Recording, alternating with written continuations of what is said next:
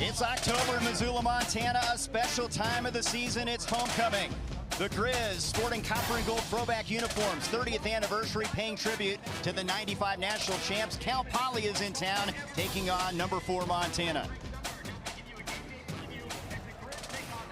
Hi, everybody. I'm Trey Bender alongside Jordan Tripp for this one. Montana 5-0. The first time since 2009. It's a special atmosphere here. Homecoming, and Cal Poly a dangerous team. We know it's going to be a wild, rabid atmosphere inside Washington Grizzly Stadium today. Can Cal Poly come in here and handle it? I know what it's like to be down there and have that thing reverberate your chest. This is the 6th loudest stadium in all of college football at 121 decibels, right behind Penn State. Cal already has a win over a ranked team in Sac State. They push UC Davis to the limit, a top 10 team. The big question is, with all the injuries, what will be the story at starting quarterback, Bo Kelly or Buck? Poly's a capable team. Kelly is smart, methodical, works through his progressions. Diefenbach is a giant of a human, true explosive threat with his legs and throwing capability. The one thing they do have, it's been a constant, is Michael Briscoe. He's the Big Sky leader at wide receiver. True NFL prospect. Can Kelly and Diefenbach get this guy the ball? Because if they do, he can wreck a defense. He can run the entire route tree. He is real deal. Now Montana is coming off their first road game and a wild victory at Idaho State. They had to have the stars step up. Michael Wortham put his imprint on the game. He was special, filling up the stat sheet. Michael Wortham, the electric sensation. He plays every single position except offensive line. He can run, he can catch, and oh yeah, all-purpose yard leader in the country, Michael Wortham. He's explosive in the special teams game. He's explosive in between the tackles. Nothing he can do. And oh yeah, 50% of the time he throws a touchdown pass, Trey, on 2 throws. Former high school quarterback showing how he can impact a game in so many ways. Look at what he did last week against the Bengals, and they needed these numbers to pull off a wild win. Not much more he could have done in that ball game with 247 yards, darn near 300 total with throwing. The guy is electric, unbelievable. Let's not forget his counterpart, Brooks Davis, coming off a career best game. Brooks Davis is the true X factor of this Montana offensive weaponry, if you call it. Pick one of these two, Wortham, Davis. Oh yeah, you got Gilman and you got Ayat. I ran into Cody Von Oppen, the defensive coordinator, coming down the tunnel. He said, Jordan, Brooks Davis scares me the most out of these 4 for the Montana offense. Montana, perfect on the season, perfect in Big Sky Conference play, and here come the Grizz out of the tunnel.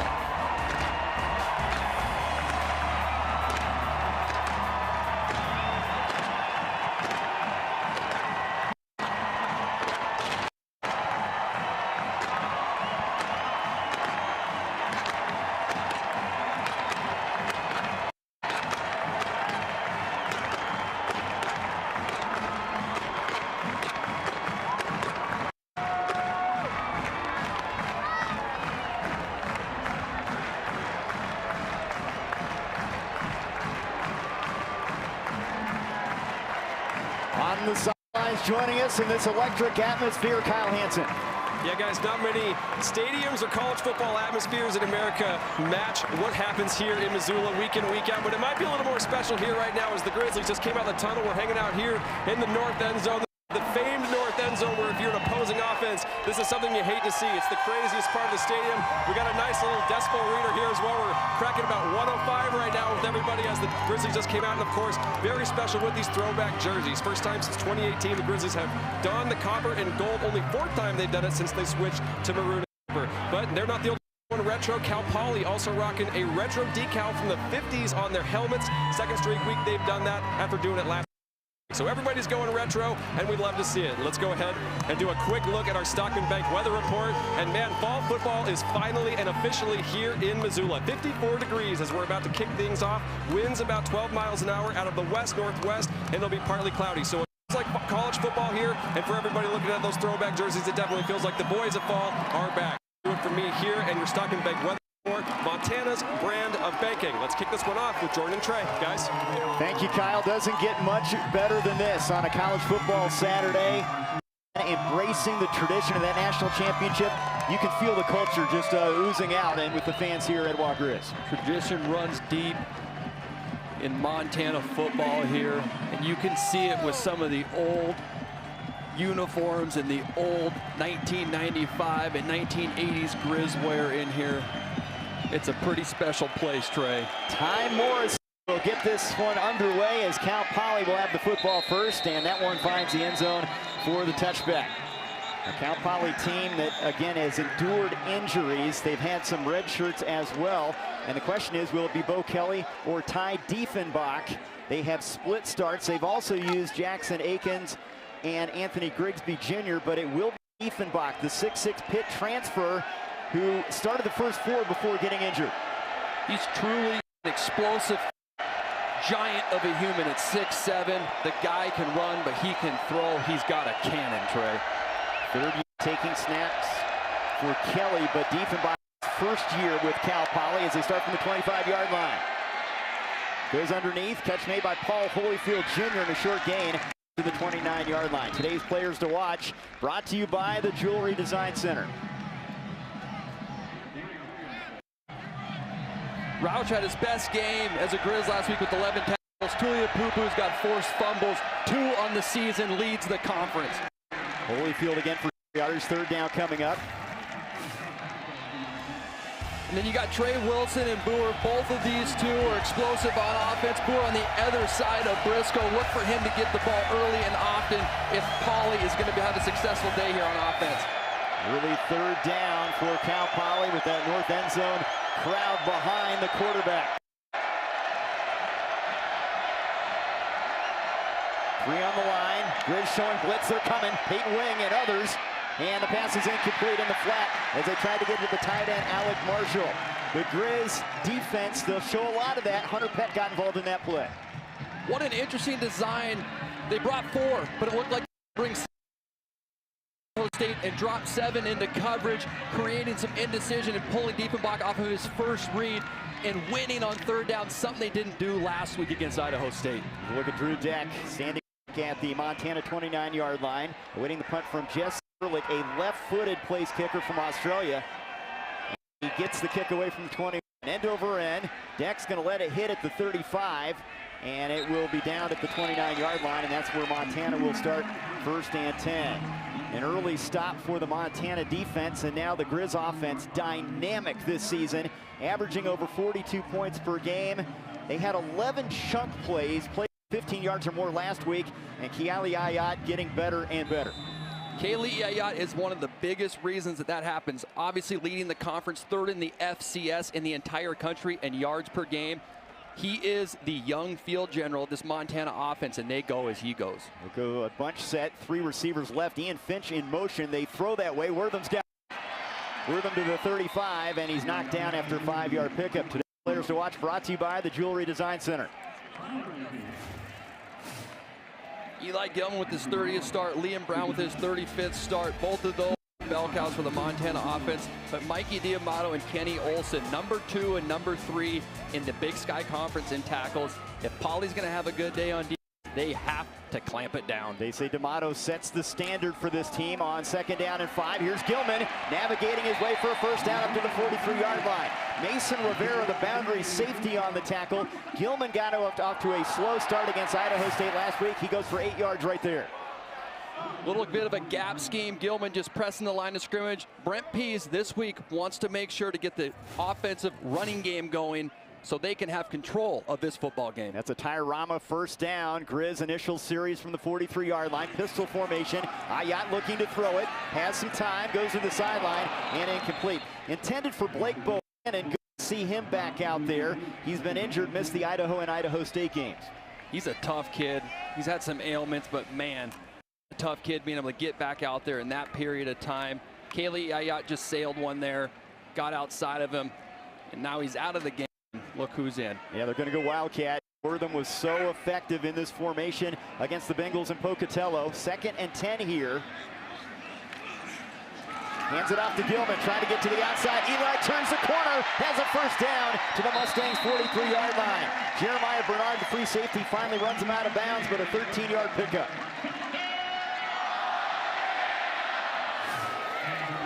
This is what makes Eli Gilman so special. Him just simply outrun the defender to the perimeter and get a first down for Montana. That's a Whitefish Credit Union replay right there. A good game Gilman off to a quick start from the 43-yard line. Two receivers to each side for Montana. Ayat play action to the sideline. Catch is made by Brooks Davis. His 19th catch of the season. Boston Wilson on coverage. On that play there, Poly lines up 4 on the line. But Victory Johnson, the defensive end, pops out into the slant window, something that Montana State on a lot. Interesting wrinkle by Cody Von Oppen. Let's see how many times they decide to bring 4 or drop 8 against Montana this week. Multiple fronts. They're designed to get the linebackers involved in the play. They'll run option here, Montana. Keeping it, Ayat has a first down, and he's inside the Mustangs' 30-yard line. Mason Rivera on the goal. We knew he could run it. That was the story coming into the season. Hasn't had to do it a lot. That goes for 9. But he can do it right here. Poly brings 6. In man pressure, Kaylee Ayat staring down the barrel of a gun right there, deciding to hold on to the ball and move the chains for Montana. First down, Grizz in their homecoming gear. The throwbacks to the 95 national champs. First down at the Cal Poly 30. Ayat, that's deflected and it's late. That was Thomas Buda, the right defensive end. The 6'2 guy got his hands up there to knock it down. Once again, Cal Poly decides to bring 6, and Mikey Diamato playing above his shoulders, being smart, peeling with the flare route for Eli Gilman. Montana was getting ready to strike the band up, but Mikey Diamato said no way. 2nd and 10 at the 30. Gilman will shift into the motion in the backfield. From the Wildcat, Wortham takes the direct snap, and they shut it down. They're ready for Wortham there. Just a 1-yard gain. Jeremiah Bernard coming up from the safety spot. Now it's 3rd and long. Fantastic tackle in the open field. Winning on 2nd down, forcing Montana to be in a 3rd and long situation, right where Cal Poly wants to be on defense. Paul Wolf, 13th season overall, 3rd at Cal Poly as their head coach. You mentioned Von Oppen, the defensive coordinator. As a penalty flag comes in here late. It's like Davis was late coming onto the field. Illegal substitution. Offense, 12-man formation. 5-yard penalty. Down. That's Jim Curley, a referee. They're going to back him up. Coach Houck is not happy. This is something that he prides his team on. Taking care of these little issues. The right side, Brooks Davis is on. You can't break the huddle for you at home, understanding the rule.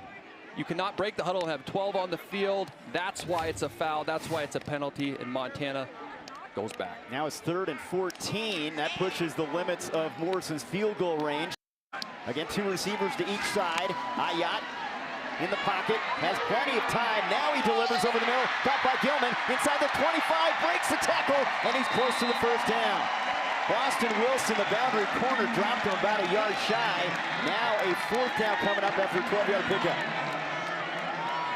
Wow, Kaylee Ayat finds his man, gets to a 4th and manageable, but man, when he comes back, he had Michael Wortham at the bottom of the screen for a touchdown. It's easy for me to see up here in the booth, but hey, it's 4th and 1, and now the Grizz are going for it. They're not hesitating. They'll go with a 3 tight end alignment now to the out of the formation. Gilman, the lone setback. Handoff, Gilman straight ahead, and I think he got the first down. He nudged it across the 20. Let's see where they mark this. Cal Poly thinks they stopped him. It's close. I don't know, Trey. It all comes down to the spot. I don't think they got it. What a stop by the Poly defense. Bernard has been active. He was in there. Here's a look. The defensive line for Cal Poly had an unbelievable Mason Rivera, the safety sticking his nose in there and getting knocked back. Like 13 personnel, 1 back and 3 tight ends. If you're Cal Poly, that is how you answer. That is how you start fast. Montana had come up with 7 straight 4th down conversions prior to that one. Now the Mustangs go to work after a big stop on 4th down. They'll hand it off to Holyfield running left, and he gets 3 yards up to the 23-yard line. Remember, this is a team that beat Sac State. They lost by a touchdown to UC Davis. They had a chance before Davis scored 14 in that 4th quarter. They know what it's like to go up against top-ranked competition. They know what it's like, and Paul Wolf has come in here and won. He's won when he was at Eastern Washington in 2005, when Montana had a great ball club and won the conference that year.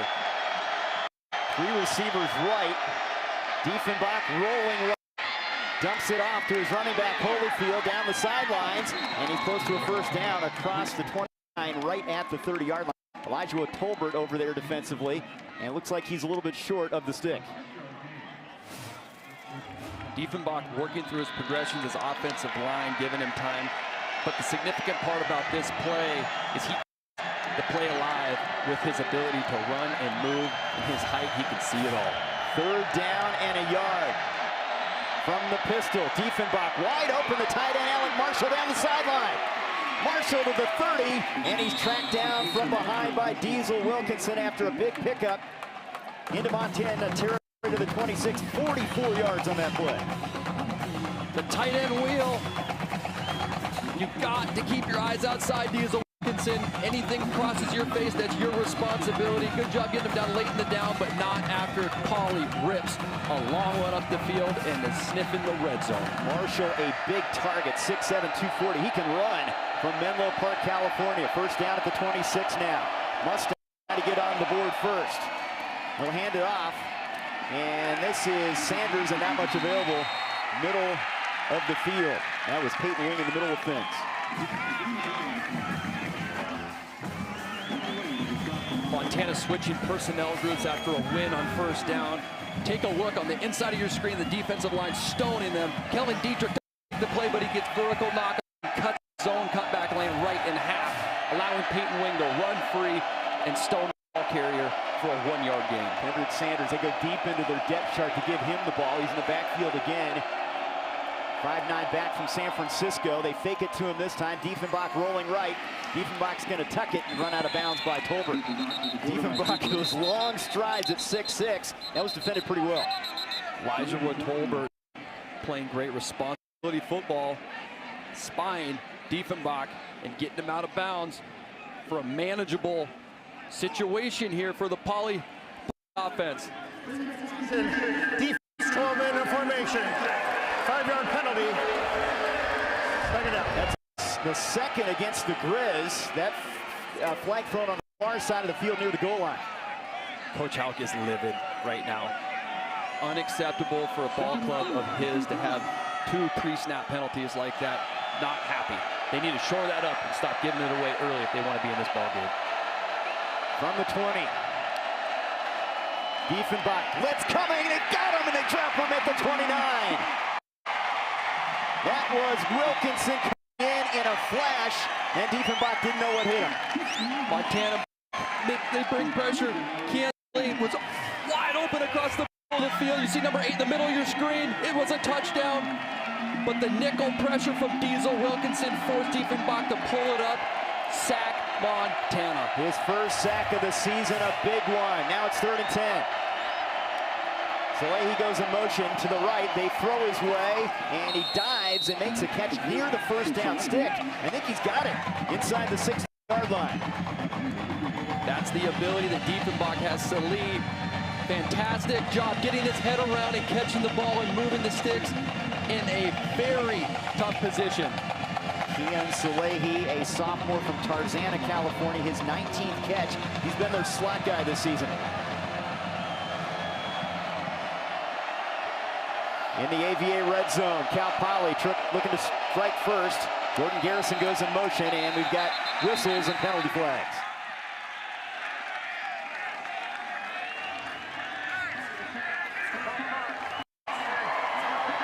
Five-yard penalty. First down.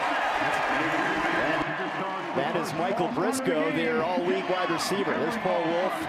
He has been at a lot of different levels. Eastern Washington, Wazoo grad, Washington State coach, and Cal Poly took over for Bo Baldwin, and he's starting to build some good things there. They're excited about their potential. Showing blitz Montana. They jumped off sides. Free play for Diefenbach. Fires over the middle. It's intercepted. This may not stand. Micah Harper has it, and he goes down at the 26-yard line. It looked like Peyton Wing jumped across the line of scrimmage. Yeah, great job by Diefenbach with the hard count, drawing Montana offsides and getting the free play. Really unfortunate start here for the Grizz, having 3 pre-snap penalties. Offside. Defense number 24. 5-yard penalty. first down. They're going to call Wilkinson the guilty party here, and again, the penalty's hurting Montana early. Take a look on the left side of your screen. Diesel Wilkinson jumps off sides, creating another pre-snap penalty in positive yardage. Mustangs. First down at the 16, Cal Poly. 2 receivers left, including Briscoe. Play action, slant, and it's incomplete. He wanted George Garrison, the sophomore slot, missed on that attempt. RPO, run pass option. Diefenbach ability for an inside zone. He's going to want that one back. Tim Rosenbach wants him to read the option of the defensive lineman, and he collapses, and it was the running back would have hit his head on the goalpost for that one.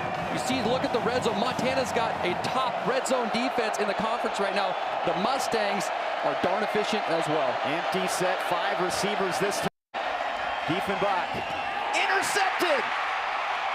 It's picked off by Caleb Artluski, and the Grizz turn him over. Just what the doctor prescribed. Caleb Artluski shooting through in the slant window. Fantastic job catching the ball. Number 45, Montana gets the ball back.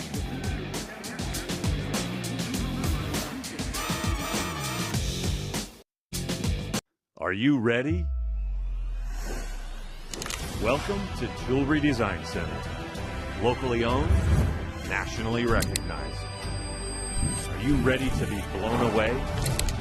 To be amazed? To be inspired? Are you ready for endless possibilities? An experience no other. Jewelry Design Center. We want to be your jeweler for life. The best new cars. Honda. Make the best pre-owned cars. Honda certified pre-owned vehicles. Get 0.99% financing on certified pre-owned Hondas. A 7-year, 100,000-mile warranty and first-year oil changes on us. Plus, every certified pre-owned Honda goes through a 182-point inspection and is reconditioned like new by factory-trained technicians with genuine parts. Search your local Honda dealer today.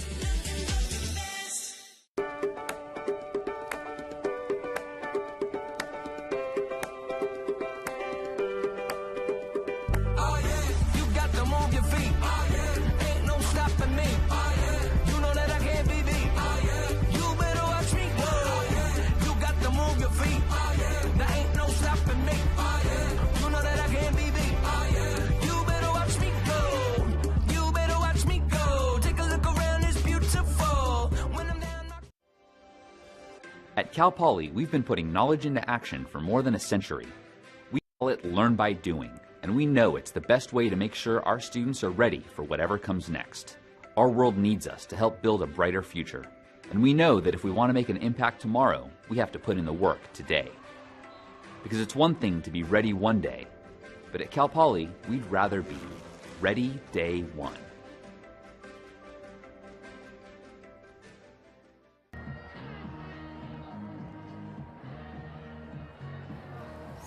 Welcome back to Washington Grizzly Stadium. Still scoreless here between Montana and Cal Poly. And of course, the talk of the town around here in Missoula is the 1995, celebrating and partying like it's 1995 with the gold and copper throwbacks as the Grizzlies are doing. It's only the 4th time they've done this, guys. They did it, they surprised fans back in 08 against Montana State and won that 35-3. Then recently did it in 2015 and 2018 against NAU and Sacramento State. And of course, everybody's been buzzing. You can look around the crowd. Copper and gold and maroon here as everybody's celebrating the 30th anniversary of that national championship. That team had magic, Kyle. Maybe this team has some of that magic. They get a big turnover on a Caleb Artluski interception and run the ball with Eli Gilman deep in their own. Jeremiah Bernard on the tackle. Gilman's off to a good start, and that is a promising thing for a team that wants to run the ball better after last week. 6-yard pickup. Yeah, 6-7 yards a pop here for Gilman early in this game. So you get, again, you can see it's a point of emphasis for Montana to establish consistency in the run game. Gilman gets his number called again, and he is stuffed this time. That's Mason Rivera, the junior from Tracy, California. He's been a leader at that safety spot here in the early stages. That's their guy in the secondary.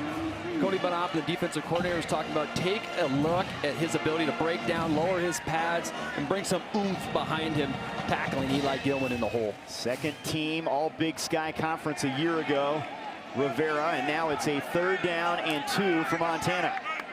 Each team with drives, but Montana turns it over on downs, and Cal Poly turns it over on an interception to throw it. Ayat, Wortham's got it, and he has a 1st down across the 25-yard line. Calvin Moore on the tackle. Interesting route there by Michael Wortham. Faking a wheel up the sideline and stopping on a dime, and Kaylee Ayat putting it on the money on the left side of your screen there. Michael Wortham reaching out across his body and snagging it with some strong hands. He has a lot on his plate. Coach Brent Pease talked about that, but he has handled it so well. It's truly amazing to hear your offensive coordinator talk about how much he gives the guy, truly, and how much he can handle. Here's Bohannon now as they go to the air again. Moore again on the tackle, and the short passing game working here for the Grizz on this drive across the 30-yard line. Kaylee Ayat, good start by him here today. Coach Brent Pease said he's a rhythm guy. We want to get him involved early, high percentage throws, and let him flourish. He has been protecting the ball exceptionally well. Can he continue to do it here for the Grizz? Bohannon's 10th catch of the season after missing a couple games with injury. 5-yard pickup right there. Gilman, hit, dropped. Rivera again, he really has Gilman spotted in his crosshairs here in the early stages. He got some help from Kenny Olson, their will linebacker. Mason Rivera is an extremely high productive player. 28 total tackles, 3 breakups. But when you watch him on tape, his eyes are never wrong. They're always in the right spot. And you go, how did he make that play? You knew where it was going. No, his eyes were just perfect. And that comes with hours and hours of film preparation. Empty backfield this time. Now Gilman will shift into the backfield on a 3rd and 5. Ayat, slant pattern, and is dropped. He would have been close to the 1st down. Trying to go low and get that was Brooks Davis. D'Amato on the coverage, 4th down. That was a strike by Kaylee Ayat. Brooks Davis got to come down with that one. Heard some footsteps there by Mikey D'Amato coming inside out. That's a big boy with some bad intentions, Trey. So both defenses bend but don't break on series, and there's a 3 and out. Each side has that so far in this first half. Defense has ruled the day so far as Ty Morrison will punt it away, averaging 42.6 per kick, and gets away a good one. Fielded at the 20-yard line, and down quickly is Carson Cool, and that's where Cal Poly will have the football next. Homecoming in Missoula was scoreless.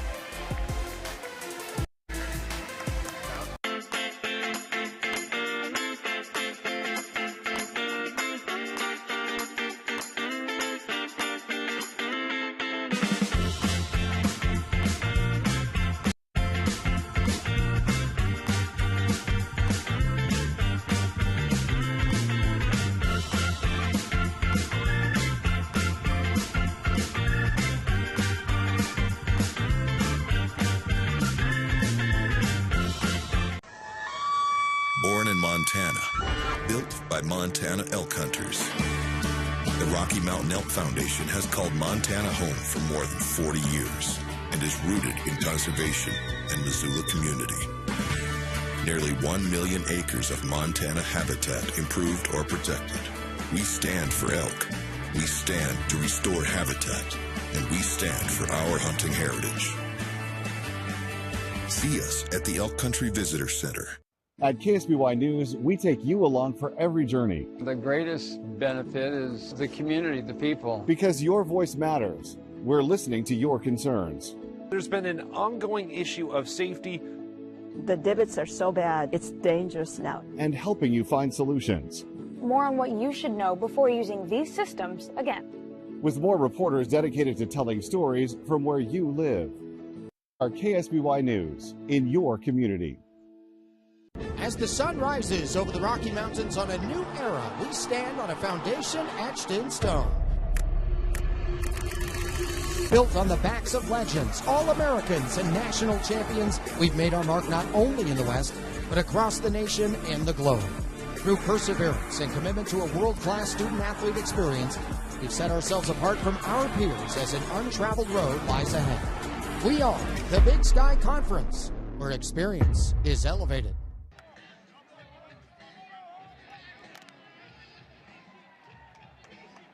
Today's game is sponsored by the University of Montana. Build your skills the Montana way. Town Pump. Pump it up. Stockman Bank. Montana's brand of banking. Your Montana Chevy dealers. And Montana State University. Mountains and Mines. Homecoming in Missoula after a 50-yard punt from Ty Morrison. Mustangs have the football back. They'll start from the 21-yard line.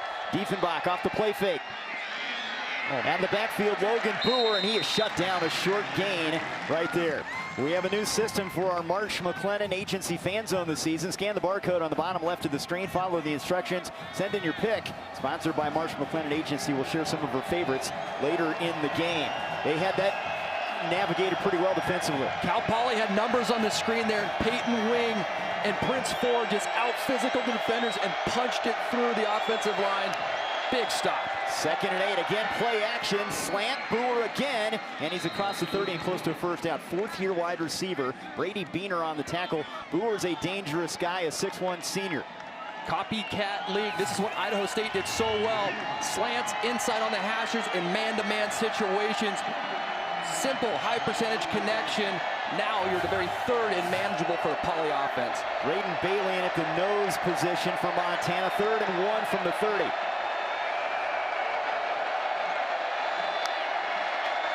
Flag is thrown. They'll throw it to Garrison, who's hit right at the line of scrimmage, and he leans forward close to the first down. That was Brady Beaner again, coming up from his DB spot. Couple flags on the field.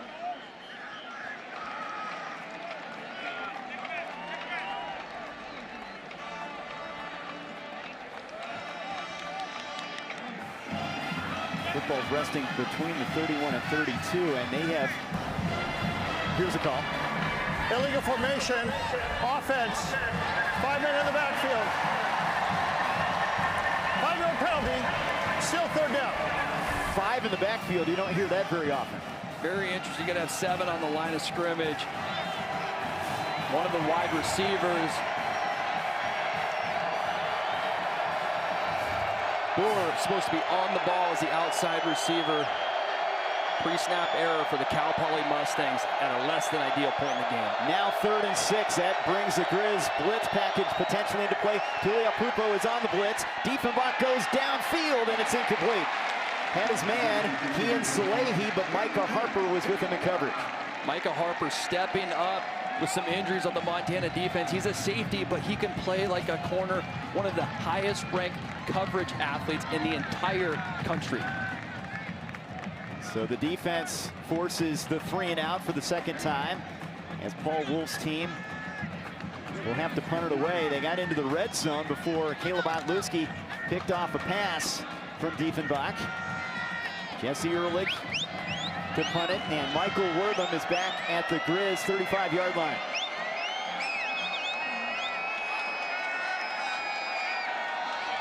The Australian gets the kick away, end over end. It's going to bounce in front of Wortham at the 42. He'll try to stay away from it, and it's down at the 40. So a short field for Montana when we come back. Late stages, 1st quarter, no score in Missoula. In the heart of Montana's untamed wilderness, a legend is brewing. Jeremiah Johnson Brewing, the official beer of the Big Sky Conference. Brewed with the rugged spirit of the West. Jeremiah Johnson is simply a world-class, straightforward, no-nonsense beer. Do well. This field represents big moments, big challenges, and the need for a team you can trust. At Holloway & Hulling, we understand what's at stake. We are your advocates in Missoula and Western Montana. We provide clear, result-driven counsel for criminal defense and personal injury cases. Our new downtown office is where we turn that strategy into action. Holloway & Hulling, your advocates for justice and a proud Grizz sponsor.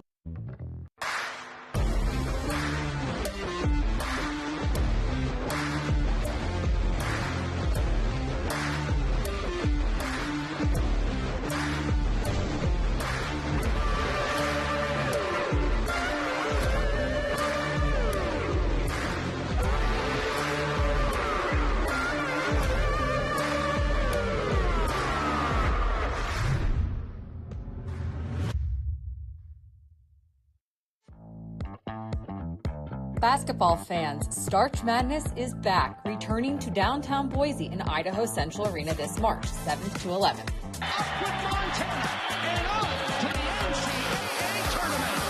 Experience Boise's vibrant downtown with walkable restaurants, hotels, and championship basketball.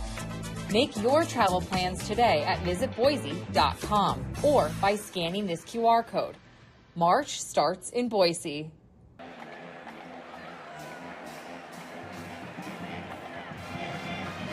No score here at Wa Grizz. Time now for a check of this week's Williams Plumbing and Heating trivia questions. Visit WilliamsPlumbing.com. Register for a chance to win tickets to an upcoming Grizz or Cats game. Today's question, since the NCAA started recognizing sacks as an official stat in 2000, which of these players had the most sacks in a single season? Familiar name there on the left side of the screen, a guy that had a tremendous career in Pocatello. One of the guys. We'll let you know. First down, Montana at the 41 after the punt. Ayat going to the air, and the catch is made across midfield. Mason Rivera with the tackle, and they pick up 9. Interesting job there by Kaylee Ayat. Reading through his progressions, that's his third read. Fantastic. Working through his progressions and hitting his receiver. And that will be the final play of our first quarter. Montana in Cal Poly territory when we start the second quarter. A good one here in Missoula. Tonight's game is sponsored by Town Pump. We focus on youth sports because we truly believe that youth are the foundation of Montana's future. I think nothing improves your mental health and well-being and your physical health and well-being than being outside, active, talking to other people, and socializing in an environment like that. Learning teamwork, learning leadership skills, resiliency. As a company, we're deeply invested in our communities, not just our members. When you have to weather the storm, even when the unexpected happens, even when the local environment slows things down, we will get you what you need when you need it. We are committed to getting you back in the seat, back to work, back to what matters. At Torgerson's Equipment, we know what matters most: community, family, working every day to make your day more productive. For 48 straight years, Ford F-Series have been the best-selling trucks in America. We got here by engineering breakthrough technology, redefining Built Ford Tough, and never settling for second best. But what's really made Ford F-Series the #1 selling trucks in America is you. Ford F-Series, Built Ford Tough. For more than 60 years, Helena's global partnerships, industry-leading R&D, state-of-the-art laboratories, and manufacturing strength have delivered legendary products that are relied upon by growers across the U.S. From our core adjuvant businesses to our far-reaching distribution networks and cutting-edge agri-intelligence services, Helena has pursued and defined excellence in farming for generations.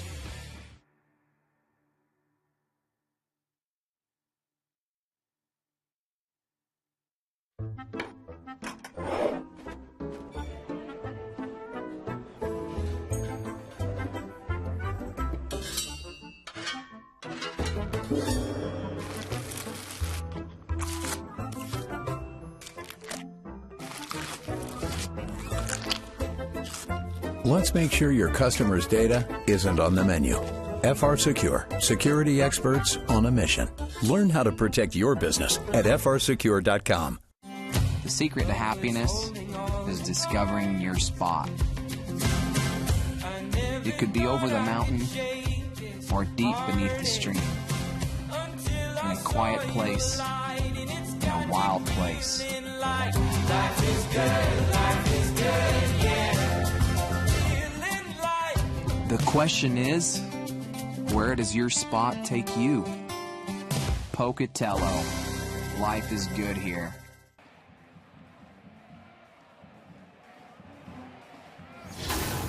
In 2005, Cal Poly came to Missoula for a first-round matchup. 1AA playoffs, Montana heavily favored, but James Noble ran for 4 touchdowns.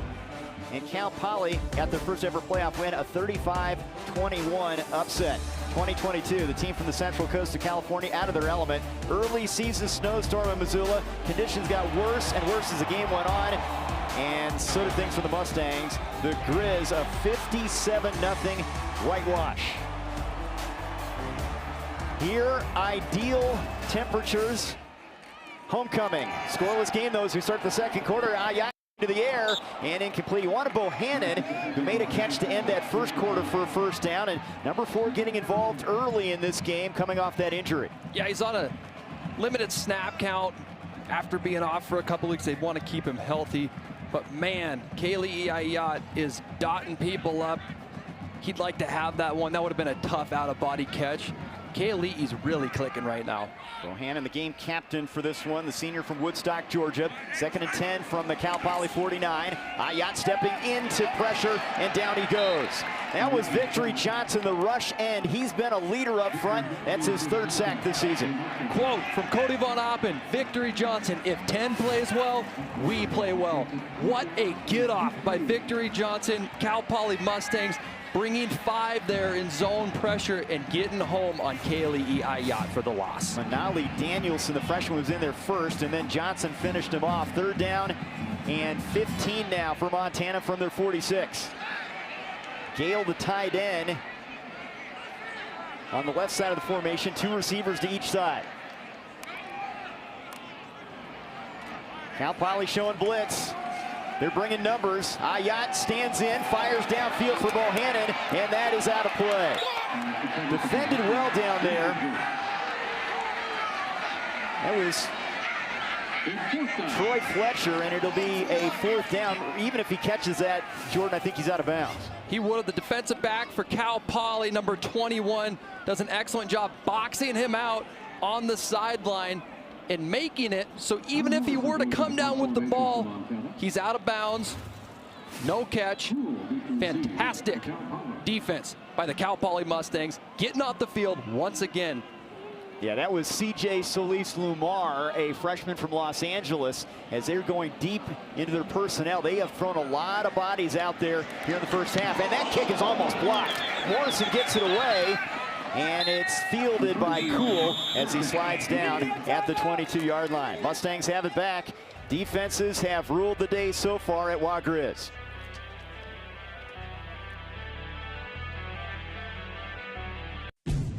Trade for the best. A new Honda with big savings. The most awarded brand in Car and Driver 10 Best history. Get more for your trade and save on Hondas. Now is the time to trade into a new Honda car, truck, van, or SUV. The best gas, hybrid, and EV vehicles. Named Best Overall Brand and Best Value Brand. Trade now for Hondas with low payments and financing. Search your local Honda dealer today. At Holloway and Hulling, we deliver the results that Grizz fans deserve. If you've been charged with a criminal offense or a DUI, we will fight to defend your rights. If you've been injured in an accident, we have the offense to get you the compensation you deserve. Choose the right team. Choose Holloway and Hulling for proven criminal defense and personal injury legal services. A proud partner of Grizzly Athletics. Visit us soon at our new downtown location or check out our website for more information.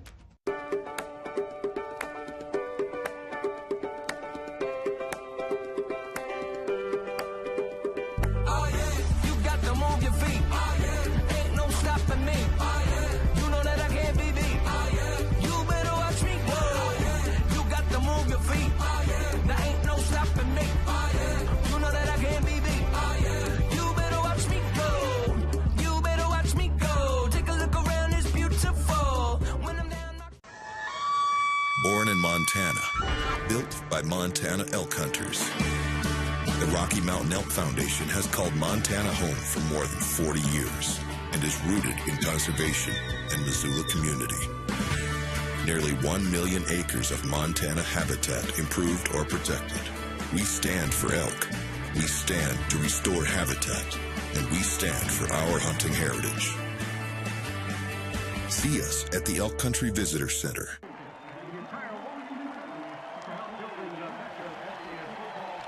We're scoreless in an important game in Big Sky Conference football, and Cal Poly and Montana locked up in a good one. Early stages in the second quarter. Montana trying to stay perfect, coming in 5-0. First 5-0 start since 09. All these teams are still undefeated or they lead, with the exception of North Dakota State today. They're tied with Southern Illinois in the second quarter at 10. And this has been a matchup of two teams that have postseason aspirations. This is a Cal Poly team that beat Sac State, almost knocked off UC Davis last week. Their defense has played well. They've got the football now from the 20. They set up a screen to Jordan Garrison, and Garrison across the 25, a pickup of 7 yards. Peyton Wing on the tackle. Now a message from the Jewelry Design Center. More choices. We are Jewelry Design Center, and we want to be your jeweler for life. Come see us in Missoula, on Brooks, across from the Montana Club. Diefenbach, 7 of 11, 72 yards. He does have that interception picked off by Otluski as they moved into the red zone in the first quarter. Diefenbach, deep ball down the right sideline, and it is hauled in. Lawler on the coverage, but Michael Briscoe, their go-to guy, he's been quiet all day long, and the top receiver in the Big Sky steps up.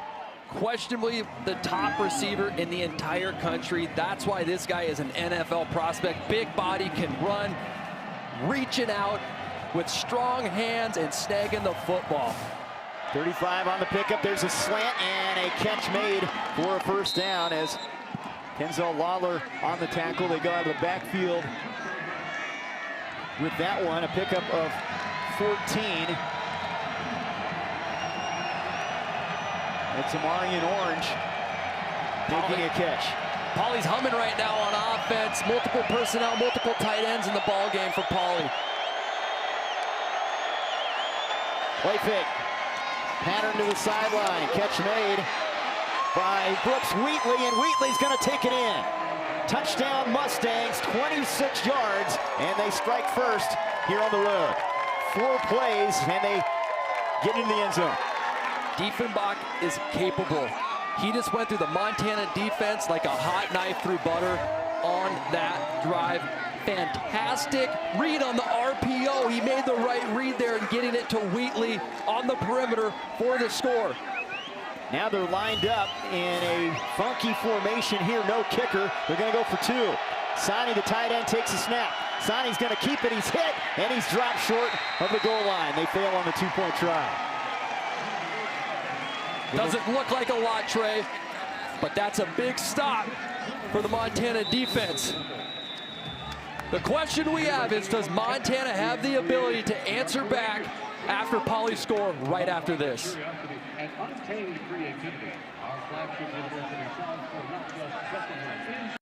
We never set out to be the largest casino resort in the Pacific Northwest. We just wanted to be the best. But we forgot that being the best means more guests wanting more action, more jackpots, more big-name entertainment, more pedicures. Well, more everything. Until one day, you look up and realize, we need a new hotel tower. The new River Tower, to be exact. Northern Quest in Spokane, Washington. Now the largest. And yes, still the best. When you have to weather the storm. Even when the unexpected happens. Even when the local environment slows things down. We will get you what you need when you need it. We are committed to getting you back in the seat, back to work, back to what matters. At Torgerson's Equipment, we know what matters most. Community, family, working every day to make your day more productive. Montana doesn't try to be anything but itself. Never has. The rivers keep running steady as ever. The mountains stand tall. And the sky, well, it never learned how to be small. People come here looking for something. Maybe quiet, maybe a good story. But just a reason to take the long way. Whatever it is, they find it. Find your Montana moment.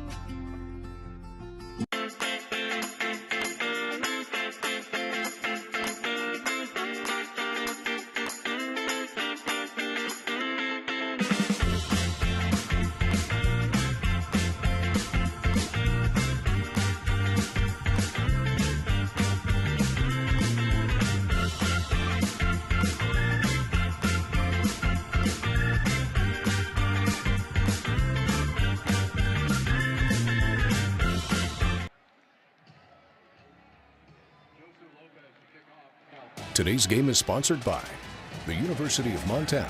Build your skills the Montana way. Town Pump. Pump it up. Stockman Bank. Montana's brand of banking. Your Montana Chevy dealers. And Montana State University. Mountains and Mines.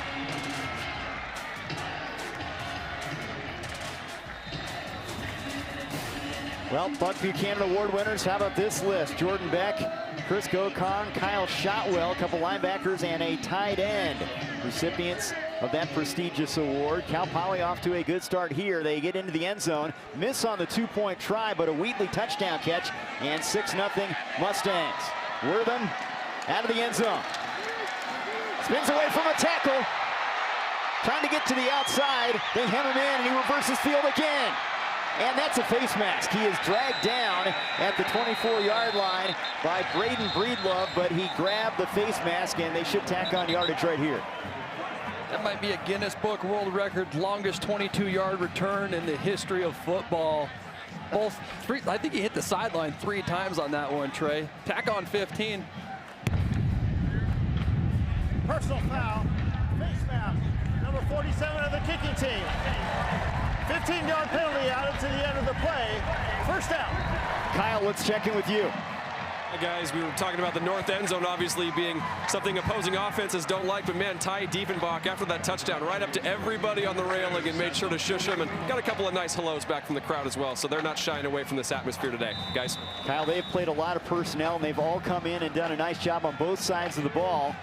Montana will start after the penalty, this drive from the 40-yard line. Ayat has some time, dumps it to Gilman out of the backfield. Gilman makes a man miss, and then tries to steamroll somebody and run out of bounds. The 43, Jeremiah Bernard, will get credit for the tackle, 3-yard pickup. Hang in there, Darren Barkins. That's a big boy running down, barreling down on you there. You see why Eli Gilman's so special, though. Running with balance, posture, and explosive ability. 6 carries, 30 yards for Gilman. Has a couple catches in this one. 2nd and 7. Gilman on the handoff, straight ahead. And he drives to the 49, about a yard shy of the first down. Mikey D'Amato, their leading tackler, 3rd in the Big Sky in tackles on the stop. Mike D'Amato did a really good job there on the inside, getting off of a block and making the tackle. He is their juice guy. He's their energy guy. Coach Cody Van Appen talks about him and just raves about his ability to prepare in the film room and his ability to practice at a high level, and it shows up. One of the leading tacklers in the country, Mike D'Amato. His dad, Tony, played at Utah State and with the Steelers. 3rd down or short now. Play action for Ayat. Looking downfield. Davis, and it's knocked away. This true freshman is showing up, Trey. What a play by the Cal Poly defense. Montana goes max protection. That means everyone stays in and blocks. Brooks Davis on the deep over route, clamped down by the Poly defense. That was C.J. Solis-Lumar again, the true freshman who's made a couple plays defensively for Cal Poly. Chance for Ty Morrison to pin the Mustangs back. He gets the kick away, a beauty, end over end. Cool waiting on it, and that'll take a backwards hop, and it's down by Montana inside the 2-yard line. Big kick from Morrison, as the Mustangs will be backed up near their own goal line. Now a word from the Montana Boat Center. Football season, boating season. You can plan for one while enjoying the other. Order your new dream boat now. Montana Boat Center. 49 yards on that punt from Morrison, and they turn the field. Tanner Huff, the guy that downed it down there inside the 3.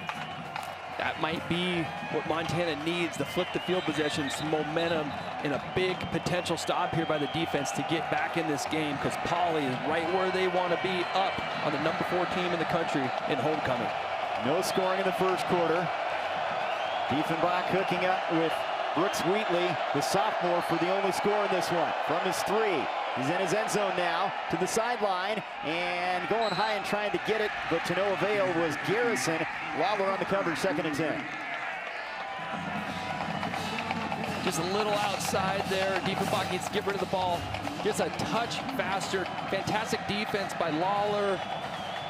Diefenbach just got to deal that one out a little bit quicker. Garrison, a big target at 6'2", much like Idaho State. They've got some big targets on the perimeter. Single back, two backs now actually in the backfield, and two receivers each side. They'll run it, and it's botched up and almost a safety. They almost came up with 2 points right there, as getting the handoff was Kendrick Sanders, and he just nudged it across the goal line. Hayden Schwartz was in there. Football's the same everywhere. Hard count, direct running shots coming out of the end zone. Now, if you're the Montana defense, expect a hard count because Cal Poly has got to get some room here to punt it. They are about as far as you, or as close as you can get to that goal line, Trey. 3rd and 12. Diefenbach, deep shot, downfield, Garrison, and he overshoots him. It's 4th down. Lawler was with him step for step. And now what you talked about, a tough situation for the special teams of the Mustangs. This is called spray punt. They're going to snap it to the punter. He's not even going to try to kick it out of a direction. And this is where you want to be if you're special teams for Montana, because the ball is likely to end up in the middle of the field on a return, and it's all about spacing and timing. This is where touchdowns happen on returns for special teams play. Deck standing at the 40. Jesse Ehrlich, left-footed place kicker, standing back on the edge of the end zone. Gets the kick away. It's a good one. Bangs that one over the 50. Duck will watch it hit. Bounces away from him. Deck picks it up on a couple hops. And Deck returns it to the 45-yard line. That's about as good as you can ask for if you're Cal Poly. Still a short field for Montana. Well, Jordan, last week in Pocatello, Grizzlies had their hands full with Idaho State. Jordan Cook, over 400 yards. 2 receivers went over 100. Bengals built up a 13-point lead in the 3rd quarter. Michael Wortham, though, did it all. Running, receiving, catching, over 200 yards. 2 big 4th down stops late as the Grizz pulled that one off, 42-38. Not familiar territory for Montana to be behind their resilient bunch. They've been behind twice this year already. They were down at 1 point by 13 and came back and won against Idaho State. Josh Gale goes in motion. They'll hand it off straight ahead, and short yardage as Buddha shuts down Gilman after a pickup of 3. Gilman 8 carries so far, and it's 2nd and 7. Nothing's come easy for either offense. Cal Poly did have a touchdown drive. Selfishly, I'm sitting up here as a defensive guy going, I kind of like this. Boy, last week was making me sweat a little bit with all those points and touchdowns. Kind of game, huh? This is my kind of game, man. Good responsibility football, but you're wondering who's going to take the top off. Wortham is on the field in the Wildcat formation. Gilman to his right. Takes the handoff.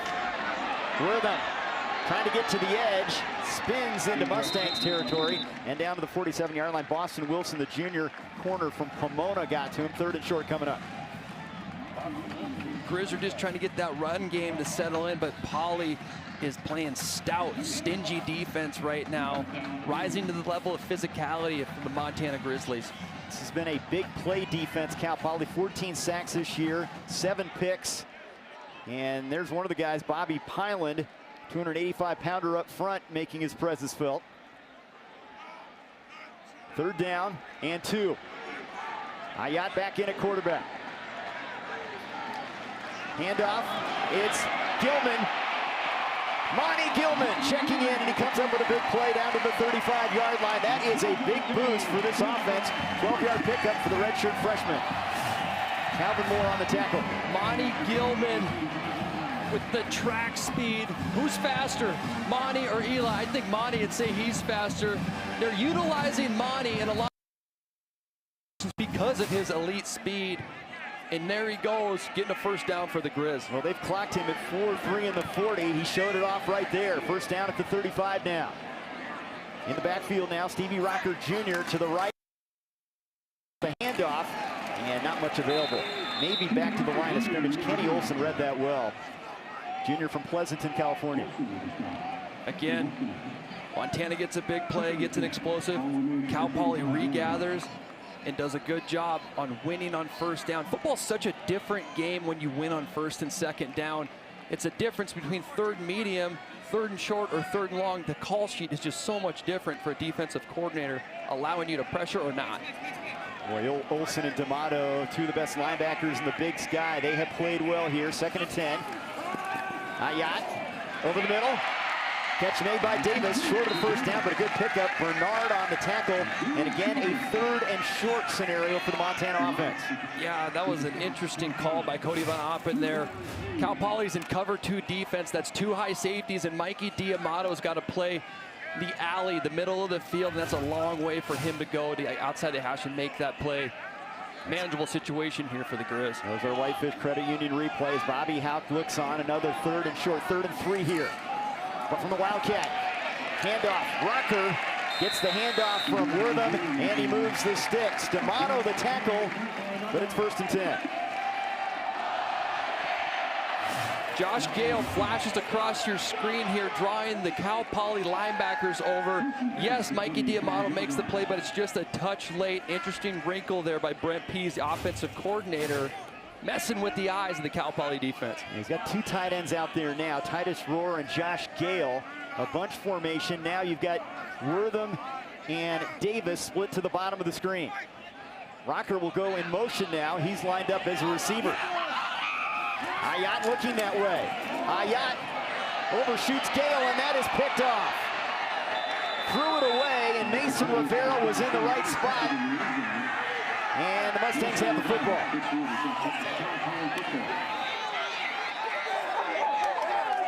Big stop for the Cal Poly defense.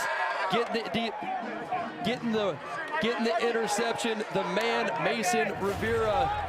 What a job by that young man. And the defense from Cal Poly has been impressive. And they have a 6-0 lead. Tonight's game is sponsored.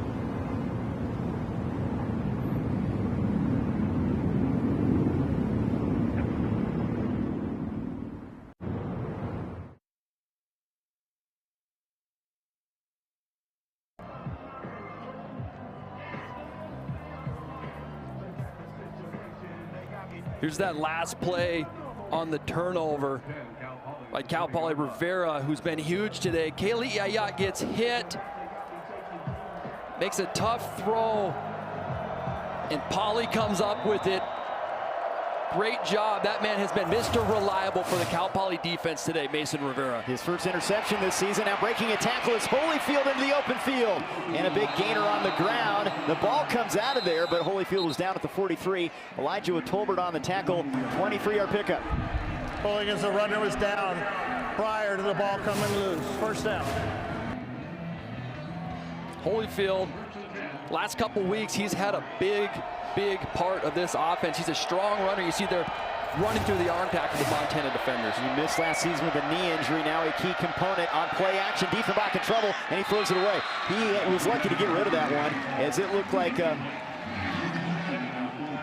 chaos back there. Peyton Wing was in the backfield. Peyton Wing was back there, but I think that turf shark on the 34-yard line might have bit Diefenbach's foot there. Be interesting to see who gets credited. Diefenbach dropping back under duress with pressure and just got a little bit stuck there in the turf. 2nd and 10 now. Grizz showing blitz. They're rushing 5. Diefenbach rolling away from pressure, and he's got room to roam. And he runs out of bounds with the first down at the Montana 41-yard line. 15-yard pickup, and showing his ability to run it with that long stride. What a run by Diefenbach, but I tell you what, Logan Uhr, look at the block, driving Prince Ford out of bounds, allowing his quarterback to get extra yardage in a first down for the Mustangs. Under 5 minutes to go before halftime. Cal Poly on the move again at the Montana 40. Diefenbach setting up over the middle and incomplete. Overshoots Garrison. There's a flag in the backfield. It's in that roughing the passer area unless they get a hold. That one got away from Diefenbach a little bit. He hits Salei wide open across the middle of the field. Chop block. Offense, number 85 and number 22. 15-yard penalty. First down. Boy, Paul Wolf does not like it. That's on Alec Marshall. A chop block. Backs him up. So something that's a misconception, okay? When you are engaged at the top here, when you are engaged, Hunter Peck is engaged right there with Alec Marshall, number 85, and the tailback for Cal Poly. Cuts him down below the waist. That's a chop block. That's an illegal block, Trey. Dietrich, the guy that took the spill, now on 1st and 25. Diefenbach over the middle, incomplete. Off the hands of Briscoe. Harper on coverage. 2 good ones locking up right there, and now it's 2nd and long. Harper drew a tough card this week. They trust him a lot. He's been man-to-man on Briscoe a lot of the day today. There he's coming from deep in the safety position with a physical presence and letting Briscoe know that I'm here in the middle of the field if you want to come into my domain. The Grizz have mixed man and zone. It's a blitz situation here, maybe 2nd and 25. We will see. Looks like it right here. They drop 8, Trey. Diefenbach pump fakes. Trying to run away from pressure. Down he goes to the 47. Good job defensively that time by Jake Mason, and it's a 3rd and long situation, just shy of midfield. Montana shows blitz and drops 8 into coverage and only rushes 3, and then Jake Mason was breathing down Diefenbach's neck. He's got those heavy paws. He wanted that ball. He tried to punch it out. Now 3rd and 23, not an ideal situation if you're Cal Poly. Yeah, I don't think Tim Rosenbaugh's got a lot on the call sheet here. Montana's in what they call a sticks coverage, lined up about 5 yards in front of the sticks here. Diefenbach over the middle, catch is made, short of the first down. Upended is the tight end Marshall on a big tackle from Cade Boyd. That does get them inside the 40. 4th down coming up. 15-yard pickup. Interesting decision here by Tim Rosenbach. It is no man's land. Diefenbach gets his man Alec Marshall the ball. They're going to punt it. One school of thought is you take a shot. They are going to punt it here, leading 6-0 with 3:20 to go and the clock running before halftime. Deck late getting on as the punt returner for Montana, Jesse Ehrlich. The Australian will wait and now get the kick away end over end towards the goal line, and that will find the end zone. Thanks for sending your picture into the Marsh McLennan Agency fan zone. Here are a few of our favorites from today. Keep them coming. Homecoming weekend here in Missoula. Watch one of them or future Grizz, Trey. People having some fun here. Look at Teddy there. He's a big Grizz fan. And he climbed Mount Sentinel from what I understand. Teddy's up there. He's in here telling me he can switch hit. I said, can you switch in the middle of an at-bat? He said, only if they switch pitchers, man. Yeah, his dad pulling the production levers here and doing a great job, and Teddy's getting a first look close up at what it takes to be involved in a game like this. And here's a big one for both teams from the 20-yard line. Ayat rolling away from pressure. That's deflected and incomplete. Wortham couldn't come up off of the deflection. It's 2nd and 10. Stingy job, stingy defense by the Cal Poly Mustangs. Look at this. They have shut down Montana. No easy chore. They have not done much, and that's just it, Trey. They have shut them down. Top offense in the Big Sky, top 10 offense in the country. And it is tough sledding today for the Montana offense against this Mustang defense. Just 117 total yards on 2nd and 10. They set up the receiver screen to Wortham. Wortham trying to get to the outside, and he's dragged down from the 26. That's one way to get your offense jump-started. He picks up 6. Jeremiah Bernard on the tackle. Yes, that was a 6-yard gain for the Montana offense. Jeremiah Bernard has been everywhere, all over the field today, and this kid can run, man. Unbelievable job tracking Michael Wortham inside out. Can Kaylee Ayat move the sticks here on 3rd down? Approaching the 2-minute timeout here. 3rd down and 5. Ayat zips it, caught by Davis, a big catch for a 1st down. More on the tackle. The reason that's so big, you keep the football and you don't allow Cal Poly to get it back after that 8-yard pickup. Big connection there to Brooks Davis, catching the ball in traffic and getting absolutely punished after. Look at his ability to snag it, haul it in, and move the sticks for the Montana offense. And we have reached the 2-minute timeout here. That's a 2-minute timeout. Timeout on the field. 6-0 Cal Poly. Grizz trying to get their offense uncorked here. Bobby Houck fired up.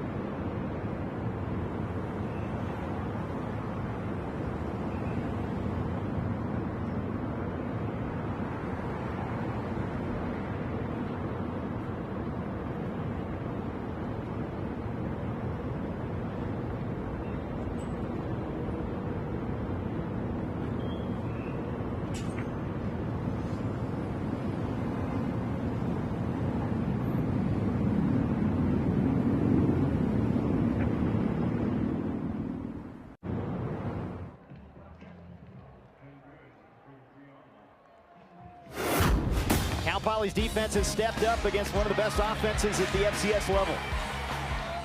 They've been playing stingy defense, forcing tough throws, pass breakups, turnovers, everything and more that you're going to have to do if you're going to come in here for the Cal Poly Mustangs and play spoiler against homecoming. They've got to Kaylee Ayat. They've hit Kaylee Ayat. They've forced these receivers from Montana to run some tough routes. Empty set, 5 receivers for Ayat on 1st down. He's under duress, throws late, catch made. Wortham makes a man miss, makes another man miss, and a 1st down up to the 45. Well, he bailed him out at Idaho State with big-time plays, and he comes up with a big one there. Rivera on the tackle. Breakdown in coverage. There's nothing more you can do for the Poly defense right there, and Kaylee just getting his man, the playmaker, the ball, and saying, you do the rest, man. 12-yard pickup. Ayat goes underneath with this pass. It's caught by Wortham. D'Amato on the tackle. It's been the Wortham show, much like last week, just not as many big numbers from number 6 today. He does kind of get them going in that direction. What do you do in a situation like this? Get your playmakers the ball and let them do the rest. 2nd and 5, 1:20 to work with blitz. Ayat avoids it. Downfield for Davis. Some contact down there, and it's picked off. And it's incomplete now. Out of bounds, Cal Poly. Rolling on the field, an incomplete pass. Bernard had a beat on that one. It's 3rd down. These Cal Poly Mustang defensive backs. Just sidestep by Kaylee Ayat, trusting this guy Brooks Davis. You know, I really like the no call by the officials there. Everybody's going for the ball. And hey, that's football. These guys are out here competing at a high level. That would have been monumental if Brooks Davis could have hauled that in. Calvin Moore is the player that is down. He was defending with Bernard on that play. I hate to see that. He's had a big day today. All of these guys have for the Cal Poly Mustang defense. Their DBs can play multiple positions, and their key coming in was be dynamic on 3rd and long situations. They've been dynamic most of this game on every down. Winning on 3rd down, and it starts with winning on 1st down, and that's what Cal Poly has done, allowing pressure and looks to come out quicker and not allowing Kaylee Ayat and the Montana offense to sit there halftime and throw the ball, or have the option of Eli Gilman getting involved in the run game on these 3rd and longs. This is 3rd and 5. By Cal Poly under 2 minutes of the half. Timeout, Cal Poly, 1st of the half. So they're choosing to take a timeout because a player went down. That negates the 10-second runoff for the defense. 3rd and 5, 1:13 to work with for Ayat and company from their 49. Ayat over the middle and incomplete. Off the outstretched hands of Jordan Deaver, and it's 4th down. That was Wilson on the coverage. Montana's just been a day late and a dollar short on a few of these. That's not to say that Poly isn't doing a fantastic job in clamping down these coverages and forcing tough throws. Deaver can catch that ball. Ayat can get it a little bit more inside. They just need to continue to stay with it and connect if they want to stay in this ball game. Ty Morrison has put a dozen inside the 20 this year. He'll try to pin Cool back here as he gets his kick away from the 39-yard line. End over end. Cool will let it go, and that bounces into the end zone. And the Mustangs will have it at the 20-yard line. Well, there's a good vibe right now in the Central Coast. $45 million, 40,000 square foot football-only athletic center. Team will be in the building later this year. The Madden Center, there'll be an official grand opening, ribbon cutting with the Madden family in the spring. The team will do a run out from the Madden Center in their first home game next season. That's something a lot of players, coaches, and obviously alumni are excited about. Talking to Coach Paul Wolf this week, talking about the importance of championship level facilities to be able to recruit to. They don't live and die by the portal, and he said that it doesn't fit with their academic pedigree at Cal Poly. Big, big get for the Madden Center at Cal Poly. You're going to run the football here. It's going to be Holyfield across the 30, and he has a first down. They have 2 timeouts left. That'll stop the clock momentarily as they move the chains. 57 seconds to go. Wolves team came in prepared. They've been solid defensively. Diefenbach to the sideline. It's Briscoe on the catch. He's out of bounds. Just short of the stick at the 40-yard line. They have some time here, Jordan. 46 seconds in those 2 timeouts. They have time and they have the personnel to do it. Diefenbach can make the throws. You see Briscoe there hauling it in and methodically, you know, just moving the ball down the field, and they're in a good situation with these 2 timeouts as well. On 2nd and a yard, handoff. Holyfield, and he moves the chains up to the 43-yard line. And Ty Diefenbach, 2 years at Pitt, did not play there. He was a top 100 California prospect by ESPN out of high school in Calabasas, Los Angeles area. Playing very well here after an injury derailed the early start to his season. To the sideline, and it's Briscoe again out of bounds at the 50-yard line, 34 ticks remaining. You can see why, and you can see that he's doing better in a situation like this in 2 minutes when he doesn't have to think as much. You need to know as a defense that teams are going to go to their playmakers. Once again, Briscoe back to back. Sanders now in as the running back. Diefenbach on 2nd and short. Downfield with it. He wants Boer. He's got it inside the 15-yard line. That was delivered on the money. Prince Ford on the coverage, but Logan Boer, the senior, hauls it in. 43 on that play. Diefenbach's operating right now. Poly is moving the ball. Can they score here before time runs out? 20 seconds to work with. Sanders cutting back, nothing available. Down to the 10, a couple yards, and that's it. And they'll burn a timeout here. Timeout. Cal Poly, their 2nd of the half. 30-second timeout. A timeout offer on that last tackle. How about this play? Man-to-man situation against Prince Ford. Logan Boer hauling it in, and Diefenbach, that thing came from orbit. It dropped straight down, and what a catch by Logan Boer.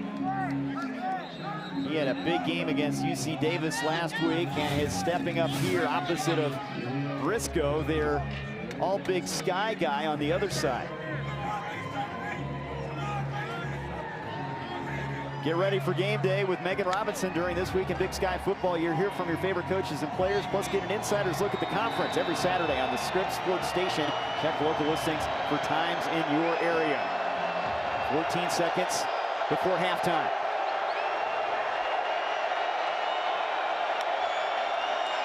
Diefenbach play action. Has time over the middle. Incomplete. Tried to get it to Kian Salehi. Wilkinson was back there. 9 seconds now before halftime. Long developing play there for the Cal Poly Mustangs because of the defensive backs at Montana doing a fantastic job in coverage. Now they still have that timeout in their back pocket. 3rd down. Holyfield, the running back, 3 receivers right. Diefenbach looking that way. Rolling, throwing for the end zone, he throws it away. Just got rid of it, conservative play. It brings the field goal team out there, and they'll try to get 3 points on this drive. Poly would like to come away with a touchdown there, but they got to be happy to be in 6-0 position on the number 4 team in the country with the attempt for a field goal. They have split time between their place kickers. This is Noah Cerna, 4 of 4 on field goals, junior from Riverside, California. And a timeout's going to be called right here by Montana. Timeout, Montana, their 1st of the half. 30-second timeout. Now the Grizz did block an extra point. Jared Ramos had one this year, but this is a field goal attempt, and it'd be a big one to make a 2-score game, and it's been tough for both offenses to generate anything much different from last week in Pocatello for the Grizz. Last week was number 53 for Cal Poly is now wearing number 33. Last week was just a heavyweight knockout, back and forth offenses. Now it's a slugfest with these 2 types of defenses that are just playing stingy football. But you got to wonder, 2 different kickers for Cal Poly. They're both pretty darn good here, so you think they got to trust him in this situation and not go for it, right here, Trey? Cerna was their starter last year. 27-yarder from the left hash. And he nails it. 9 plays. 3 points, and Cal Poly will take a halftime lead of 9-0 here on homecoming in Missoula. And the visitors from the Central Coast in California have to be pleased with what they've seen so far. Could you want more if you're Paul Wolf and the Cal Poly Mustangs to be up against Montana, number 4, 9-0? Here's Kyle with Coach Wolf. Yeah, Coach, I mean, first of all, let's start with that last drive, right? Getting points going into halftime. What'd you like about your offense's ability to score quickly there?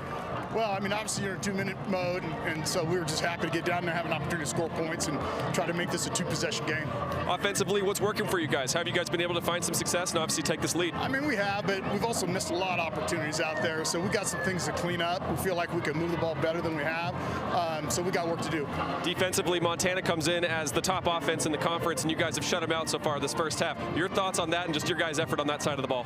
Yeah, I mean, I'm really happy with the way our defense is playing, obviously, right now. You know, we got a big turnover when they were down in the red zone, which was helpful, and, you know, we got to be able to do that. Appreciate it, Coach. Thank you. Good luck the second half. Trey, Jordan, back to you guys. Thanks, Kyle. Paul Wolf, 28 years at the college level, 12 as a head coach, has to be pleased. And how about this? Last time the Grizz shut out in the first half, 2019 against Oregon. They've got some work to do on that side of the ball. I did not expect to see this. One of the top offenses, the top offense in the Big Sky Conference, to be shut out in the first half. Defenses ruled the day. Cal Poly getting a couple big plays for a touchdown, then a field goal before the break. The Montana Chevy halftime report coming up. Homecoming here in Missoula.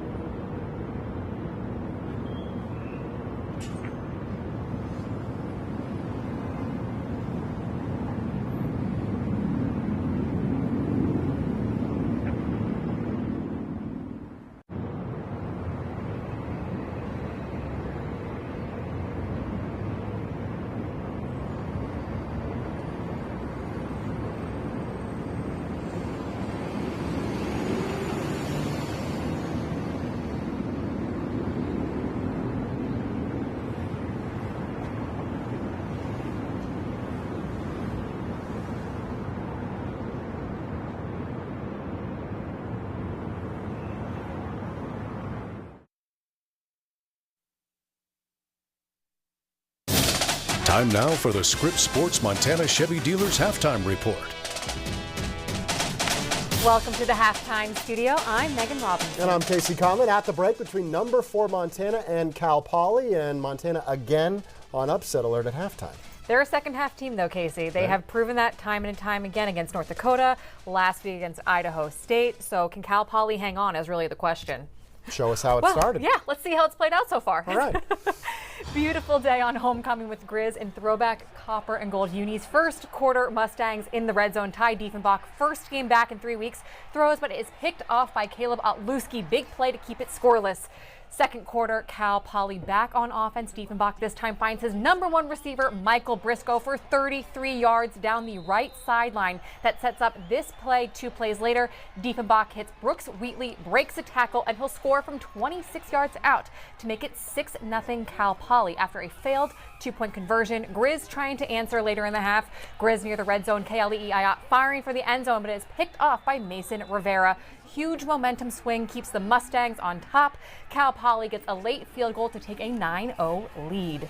Whew. Meanwhile, at rainy Bobcat Stadium, just down I-90, number 5 Montana State looking for win number 5 in a row against Idaho State today. Cats got the ball first, marched right down the field. Justin Lamson to Julius Davis out of the backfield. He crossed the goal line before the ball came out. 7-0 MSU, just like that. Then after an Idaho State 3-and-out, Cats right back in the red zone. Lamson fires to top. No, that's Dane Steele. 14-0 in less than 7 minutes. Looks like this could get out of hand. But Bengals shows some life late in the first. Jordan Cook flushed out to his right, scrambles. Going to look to the back of the end zone for top target. 6'6" Michael Shulikov tiptoes and gets them on the board to make it 14-7. But the Cats just couldn't be stopped in the first half. Adam Jones, monster half. 130 yards on the ground, including 24 right here. Arm tackles aren't going to work. He gets into the end zone. Fourth Cats possession. How about the 4th touchdown? Lamson keeps it on the read option, walks in. 27-14 at that point. They led 34-14 at half. It's 41-14 in the 4th, as MSU looks like they are on their way to win number 6 in a row. Stay with us on the halftime show. Top 15 matchup in the Big Sky still on tap this evening. We're back right after this.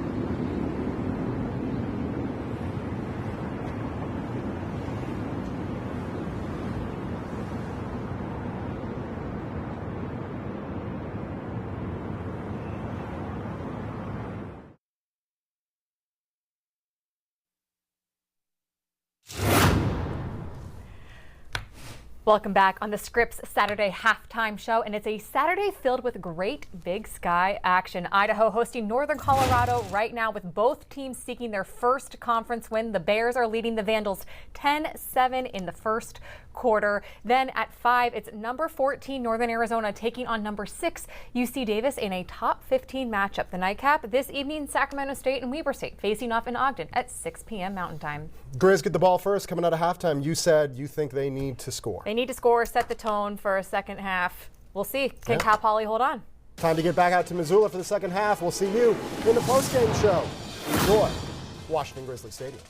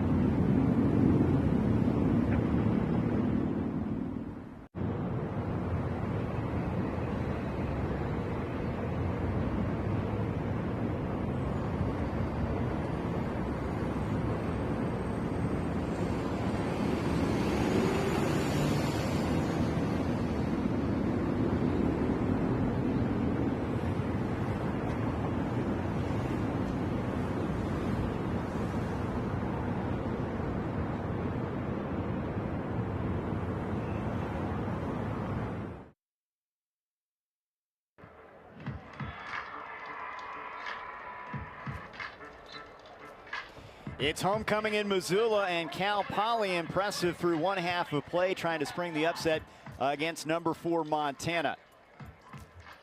Well, this is a Cal Poly team that has been very impressive, beating Sacramento State this year, and they have played sound defensively and made big plays when they've had to on offense. They've been stingy, created explosives. Montana's got to shore up the mental errors big time in those inopportune turnovers if they want to put some points on the board. Well, the numbers offensively, something Bobby Hauck would like to improve on. Not able really to get the passing game going. A costly turnover on an interception. And Cal Poly, they started to find something there in the second quarter. Doesn't show up there, but that fourth down stop, that turnover was big. The turnover going in, unbelievable job by the Poly Mustangs. 1/2 to go. Diefenbach and company up 9. We come back with more from La Grizz.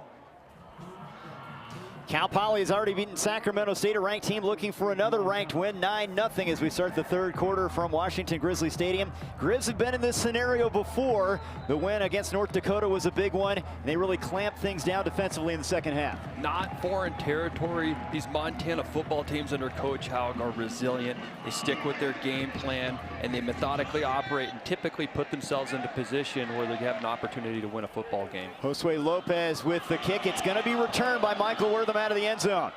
Sidesteps a man, breaks a tackle across the 20, And Wortham corralled finally at the 23-yard line. Let's go on the field. Here's Kyle. Yeah, guys, I caught up with Montana head coach Bobby Houck, and very calm with his team trailing at halftime. He said biggest thing was just offensively, they need to capitalize. They've had good field position, but they just aren't quite making those big plays that are leading to points. Defensively, he said he likes what he's seeing. They're playing hard. They're kind of getting where they need to be, but offensively, he said they changed some things there, then they'll be all right. And, of course, they've been a second-half team all year long, having outscored their opponents by a pretty wide margin in the second half, guys. Well, they've had the flair for the dramatic to win at Idaho State last week. We mentioned the North Dakota game, down 9-0. It's been a defensive battle so far in this one. They'll start with Eli Gilman on first down, and the All-America candidate driving his legs forward across the 30-yard line, a pickup of 7. Gilman, a guy they'd like to get going, at 38 yards rushing first half. He's your workhorse. Get him going. Get that offensive line lathered up. Soften up that defensive line for the Cal Poly Mustangs. Has got to be the message from Coach Brent Peace at halftime for his offense. And again, this team is perfect when he goes over 100 yards on the ground. Peyton watch list guy, 11 career 100-yard games. Second down and 3. Finch goes in motion. They'll play fake it this time. Get it on the edge for Davis. Hit hard. It's Davis actually. Yeah, first down across the 35-yard line. DeMel Turner on the tackle. They move the sticks. Good high percentage throw. Brooks Davis got shooken up there a little bit after the catch. But a good throw by Kaylee Ayat to his playmaker, Brooks Davis, moving the sticks for Montana. Tyrama first down. Deaver back in now at that receiver slot. First down from the 37-yard line. Ayat, 13 of 23, 89 yards now. Now they'll shift out of a formation and into a single back set. Play fake. Ayat tucks it, and a short gain up to the 40-yard line. Calvin Moore on the tackle. Ayat can affect the game with his legs. We saw it a little bit in the first half. He can. They're not asking him to run as much as he did in years past because they're trying to get him to grow above the shoulders and work through his progressions and become more of a complete pocket passer or just a thrower of the football. But that's something dangerous about him. He's a big kid, and he can run and burn you with his legs. Coming off a career best game, 350 yards at Idaho State last week. Different story against a stout Cal Poly defense today. On 2nd and 8. Wortham with the catch on the sideline, and he's out of bounds at the 44. Calvin Moore, who's been busy at that corner spot, gets to him. It's 3rd and 2 from the 45. You ever had a gnat like flying in front of your face where you're just trying to swat it and you go, where'd it go? Where'd it go? I feel like that's what it's like trying to tackle Michael Wortham. Is he going forward, backward, sideways? And he is just, he's a problem. And he's been the one consistent guy week in and week out in terms of coming up with big plays. 4 of 9 on 3rd down. Here's Montana now on a 3rd and 3. Ayat, contact, and incomplete, intended for Deaver. That was Boston Wilson who met him right as the ball got there. Fans don't like it. They'll have to punt it away. Big stop for the Cal Poly Mustangs. Montana fans, Coach Houck is not happy. Physical contest on the route by the Mustangs.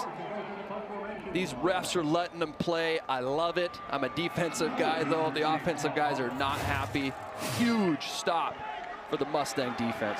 So Ty Morrison, who has pinned them back a couple times, will punt it away. Carson Kuhl looking into the sun, standing at the Mustangs' 12-yard line. End over end kick, angling it towards the corner. Fair catch called for and made against that sun by Kuhl at the 12-yard line. 12:18 to go, just underway, 3rd quarter from homecoming in Missoula. Mustangs in front.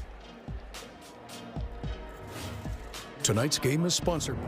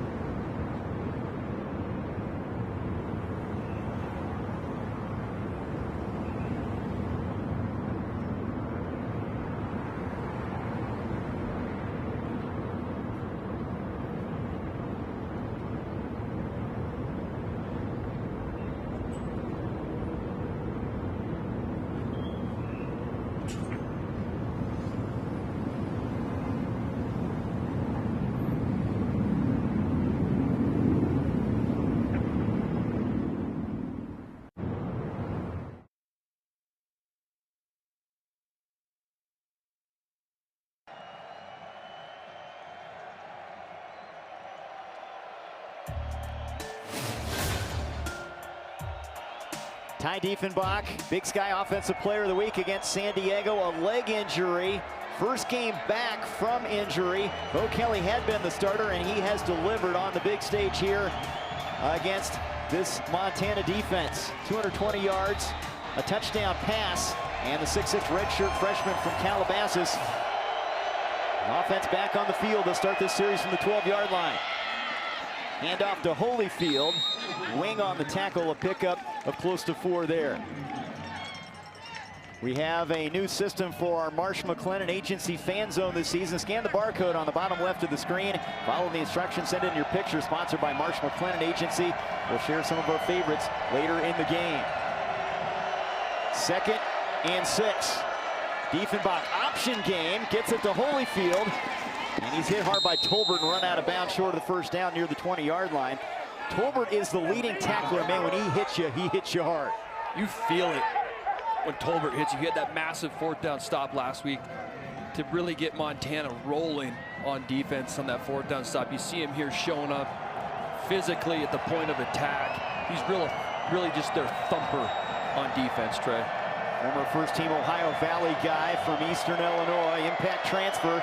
3rd down here and a couple for Cal Poly. First series, 2nd half for the Mustangs. Pressure coming. Diefenbach, backside pressure. It's picked off. Kenzel Lawler. Touchdown, Montana.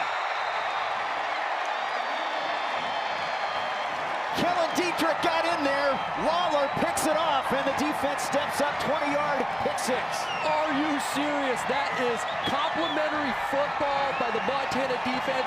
The pass rush getting home, the DBs clamping it down and making the play when the play presents itself to be made. Kenzel Lawler with excellent zone eyes, reading Diefenbach on his drop, jumping the route. Touchdown, Montana. His first career pick as a Grizz. What a time to get it here in the 3rd quarter. The Morrison extra point makes it a 9-7 game. Both defense has been fantastic, but that could be a game changer right there. Game changer. I'm a Montana guy. I'm a defensive guy. I love to see good ball by defensive guys, Trey. How about this play? He's been known for his physicality. Steps up right there for 6. Johnny on the spot.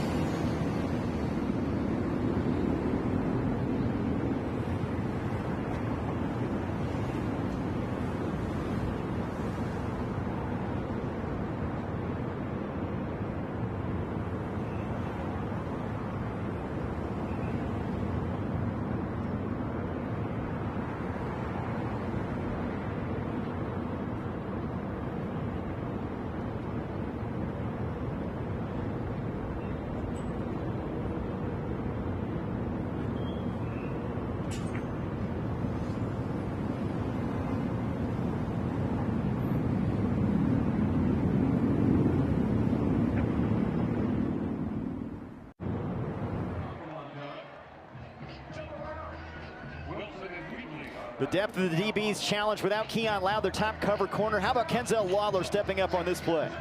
Dietrich with the quarterback hit. Lawler, highly productive, his 7th pass breakup of the year. He has stepped in with Keon Loud down and become that guy at corner that they need to be able to run this defense for the Grizz. And that's Montana's first pick six since 2023. Jackson Lee did it against Northern Colorado. Braxton Hill also had a 34-yarder in that game. And what a time to get it here with the offense stagnant. And you've been in this situation where the defense can spark you, and they are hoping that carries over here. I'm a defensive guy. I love low-scoring football and defensive touchdowns and just complimentary football by the Grizz defense. Can Cal Poly and Diefenbach answer back after that momentum swing by Montana? A return here from Trey Wilson out to the 25. Kyle. Yeah, guys, I was actually right near Kenzel Lawler when he picked that off here in the northwest corner of the end zone. And as we talked about in our open, just how wild it gets down here. I had the decibel meter with me, 105 on the decibel meter there as the crowd is starting to trickle back in from their halftime adventures, guys. Okay, is that a jet engine? What is that? What is that, 105? I think a jet engine's 110. Okay.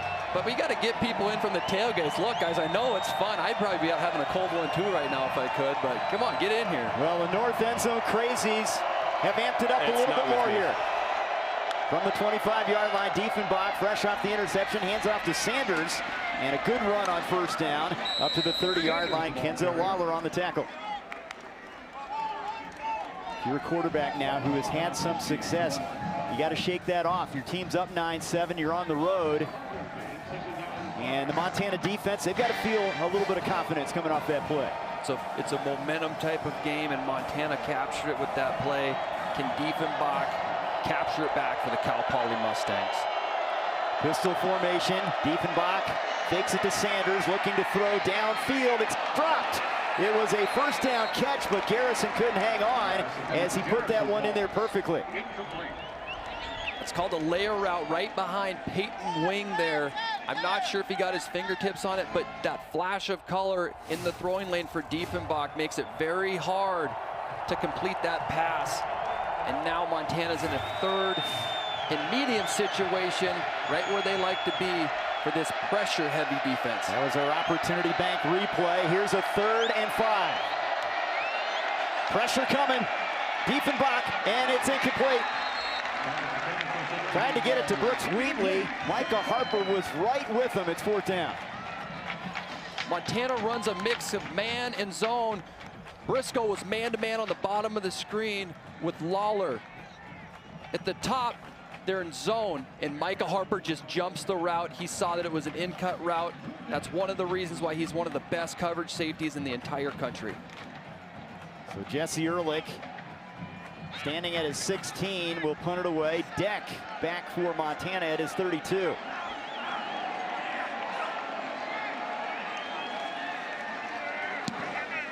That's a strange sideways kick, and that'll roll out of bounds. It should be good Montana field position. They'll mark it up near the 40-yard line. Kyle Hansen with a special guest.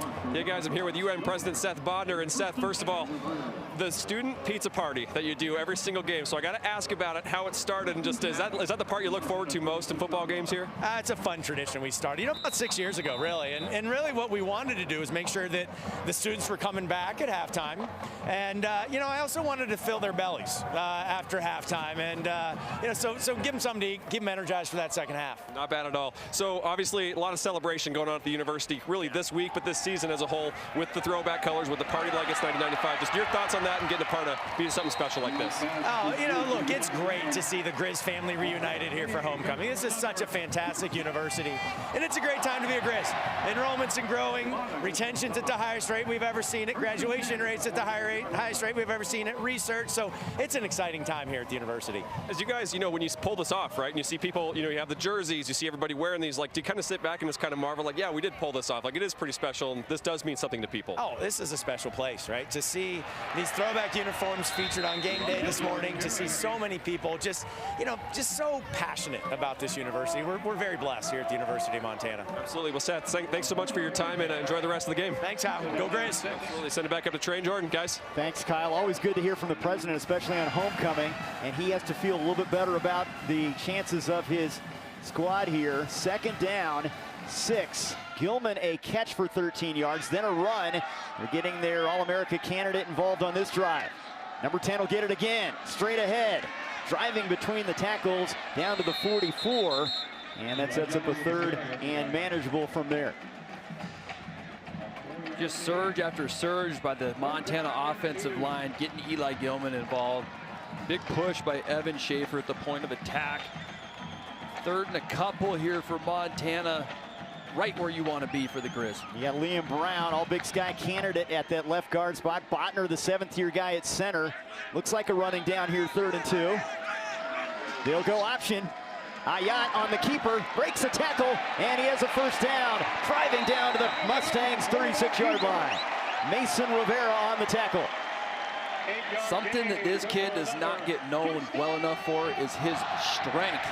He is 210 pounds. I think he's taller than 6'2". I stood next to him the other day, and he's strong. Watch him drag defenders along. That's Mason Rivera, one of the best players in college football at the FCS level, and he took him for a ride. Athletic Ayat becoming a student of the game. Big Sky leader in passing efficiency coming in. He's had to do things differently. Substitution, offense, 12-man in formation, 5-yard penalty, 1st down. They've had that happen 3 times, I think, today. Is that right? 12 on the field? Yes, 3 times they've had it. That's their 5th pre-snap penalty. Very uncommon for a Coach Houck team. Mental errors are unacceptable for a Coach Houck team, and they've had many today. That puts him in a 1st and 15 scenario. Deck will go in motion. They'll fake the toss to Gilman. Now throw to Gilman out of the backfield. D'Amato, the guy to beat, and he can't beat him. Great tackle right there by the Mike linebacker, limiting Gilman on that one to a gain of close to 5 yards. I've been in that position that Mikey D'Amato is just in, and it's not a friendly one. What an elite play by him, getting one of the best players in the country down one-on-one in the open field. Strong tackle. You're watching Scripps Sports Saturday Showdown. Scripps Sports, the official broadcast partner of the Big Sky Conference. 2nd and 11 after that Gilman catch. Ayat setting up the screen to Wortham. Wortham makes a man miss. Wortham to the 30. Wortham close to a 1st down. Yards after catch. Rivera on the tackle. Looks like he's a yard shy of moving the sticks. He's so patient, Trey. His vision and ability to pick his way and find air and yardage and continue to move the ball towards the goal line is incredible. The FCS leader in all-purpose yardage. It has been Wortham in the receiving game today. On 3rd and short, that will move the sticks. They go straight ahead. Nothing fancy. Ayat inside the 25-yard line, 1st down.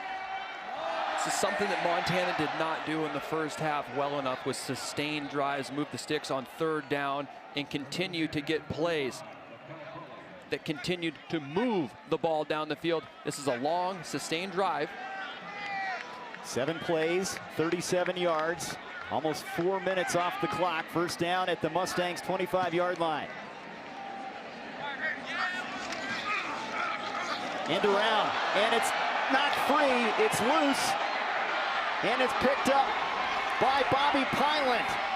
Pyland racing down the sideline, and the Mustangs get a big turnover. Knocked out of the hands of LaKeldrick Bridges as they tried to go on the end around, and a flag comes in late after that return.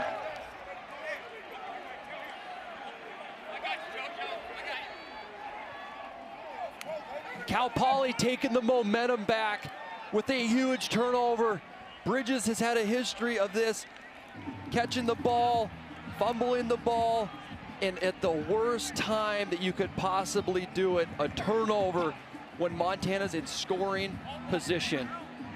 Great job by the Cal Poly defense. After the play, personal foul, unnecessary roughness, recovering team number 10. 15 yards from the end of the play, 1st down, Cal Poly. That's on Victory Johnson, and that is costly. That'll back him up. But here's Pyland, a guy that attended Utah for 2 years, did not play for the Utes, coming up with a big defensive play. Just at a perfect time, Trey, for this Cal Poly team, where Montana had captured the momentum. They were going in to score. They just converted on 3rd down, and they said, not so fast. now with the ball at midfield and in position to put some more points on the board for the Cal Poly Mustangs. From the 47 now after they marched off that personal foul penalty. Handoff to Trey Wilson and a yard, and that's about it down to the 46-yard line. Clay Oven on the tackle. So right there, they went formation into the boundary, got man-to-man up top, and Montana went zone, so then they switched to a run play. Diefenbach operating calmly at the helm. Moving quickly now, tempo as he goes to the sideline and going low to get it. Logan Boer down to the 41, sets up a third down and about 4 yards to go. Boer's had a big game, his fourth catch.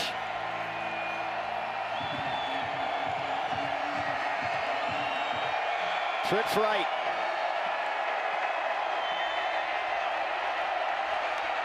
Grizz showing blitz, they're coming.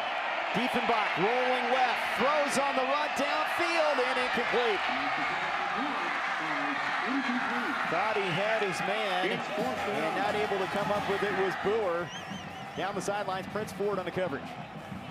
Prince Ford does a fantastic job doing what's called plastering to your man late in coverage and staying with his coverage. The pressure from the Montana defense gets Diefenbach out of the pocket, and Prince Ford just sticking with him long enough to force a high throw over the top and a turnover on downs for the Poly offense. Here's a look at Deck inside the 10, awaiting this punt from Jesse Ehrlich. Gets it away from midfield, end over end. Deck's gonna let it hit. It's caught inside the 5. Good defensive play there, special teams wise. Getting down there for the Mustangs, Ethan Torres. Montana has it inside their 5 when we come back. Tonight's game is sponsored by Stockman Bank.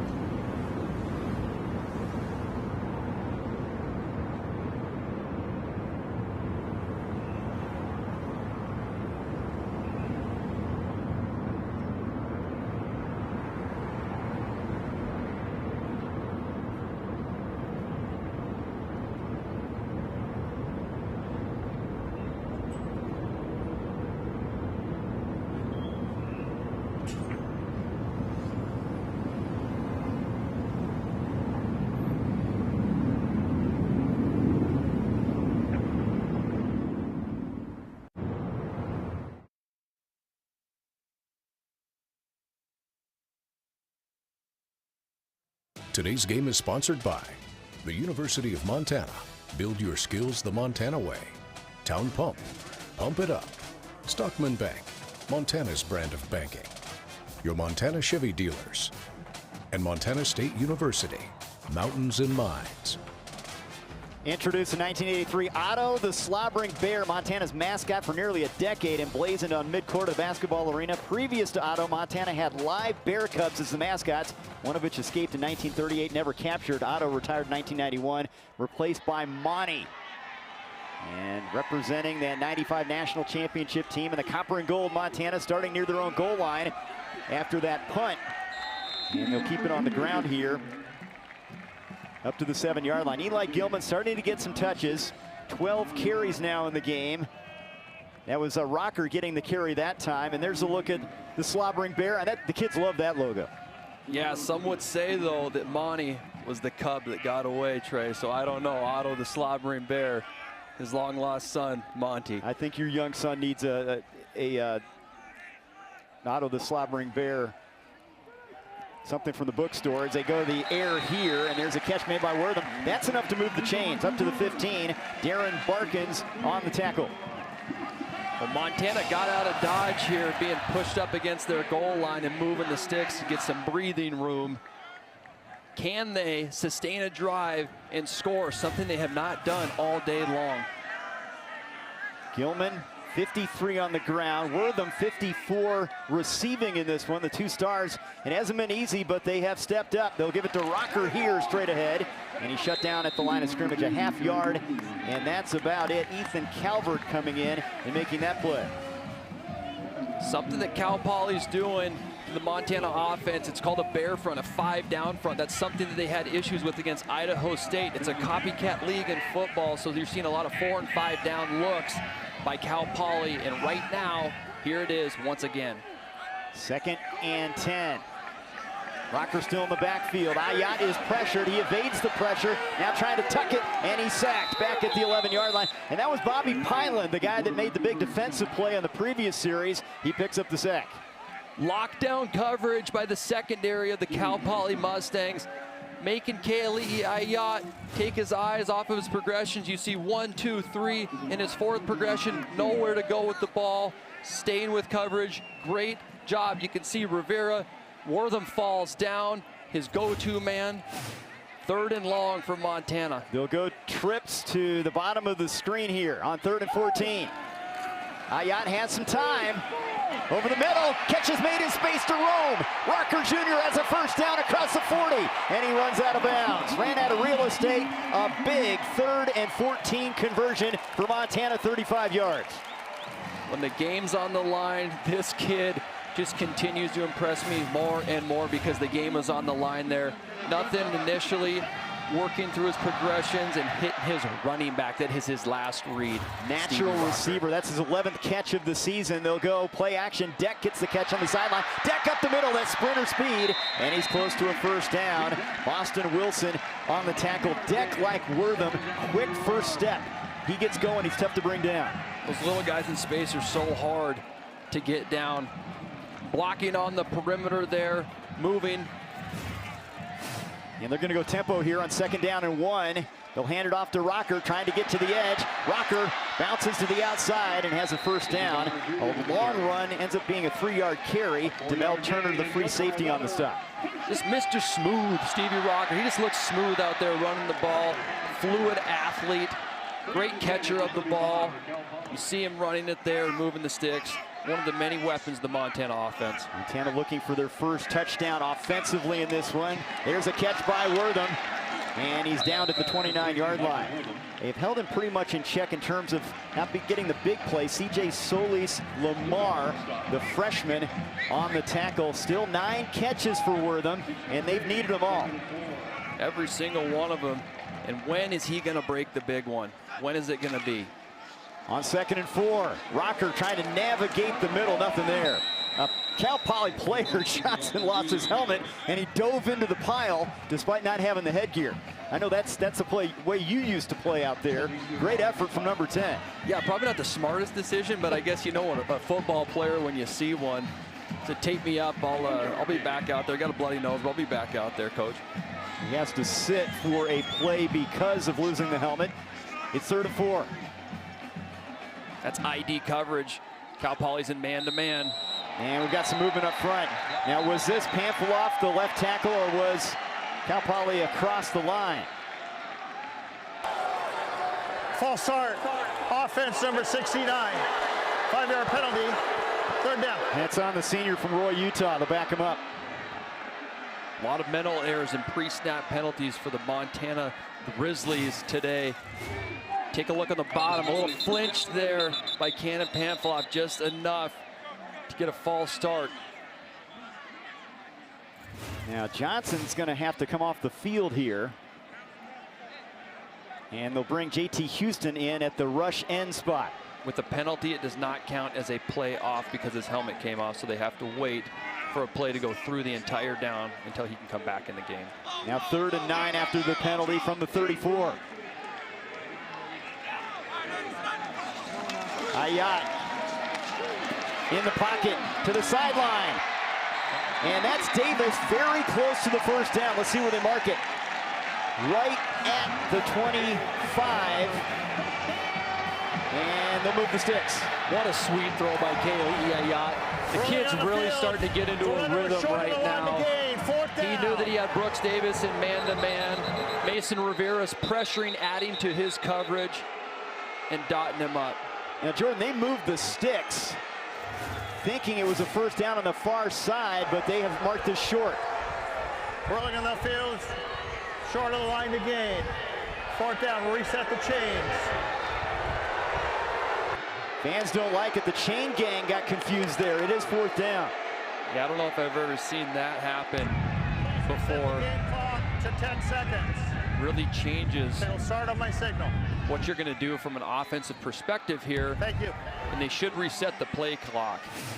Game clock's at 10 here late in the 3rd quarter. Now they'll start the clock. Let's see if Montana wants to snap the ball before the quarter ends. They're not going to. So 1 quarter to go. 4th down and short coming up. The 3rd quarter. It has been a dogfight. Homecoming at Washington Grizzly Stadium. Mustangs and Grizzlies, a 9-7 game. Important Big Sky Conference matchup. Montana with football when we come back.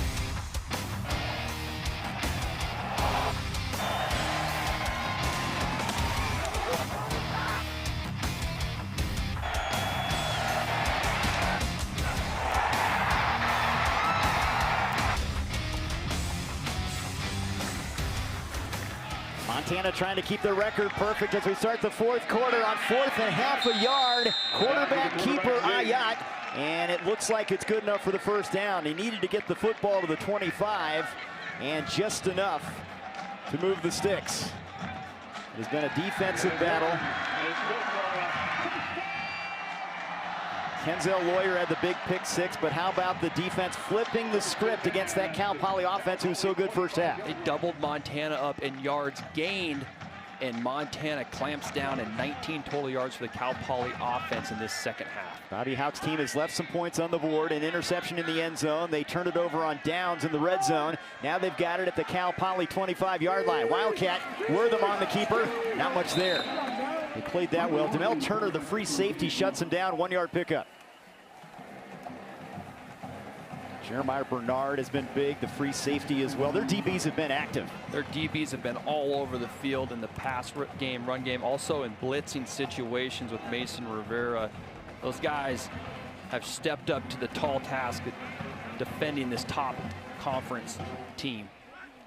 Rocker Jr., the running back. Ayat looking to throw it. Pressure coming. He delivers. Rocker can't come up with it. He got his fingertips on it near the 5-yard line. Ayat takes a hit as he delivered the football. Just a touch too far by Kaylee Ayat. You can't ask any more from these two, but just a touch, just a hair off right here. Read it pretty well. And sometimes it's a game of inches. And now it's 3rd down and 9. Empty set here from the 24-yard line. Gale's the tight end. Wortham is in a slot, bottom of the screen. Ayat looking that way. He wants Wortham in the end zone. Touchdown. A flag comes in late. Wortham with a big catch. Will it stand?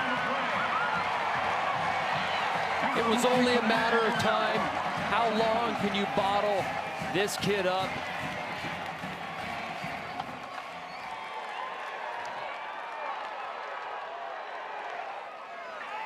Will it stand? That is the question. 24 yards if it does. It'd be their first offensive touchdown. Result of the play is a touchdown. Personal foul, face mask, defense number 9. That 15-yard penalty will be enforced on the kickoff. What a big-time delivery to put Montana in front. Ayat on the money. Bringing 6, man-to-man on the outside, and Kaylee Ayat finding his man and Michael Wortham for the touchdown, for the first offensive touchdown today for the Montana Grizzlies.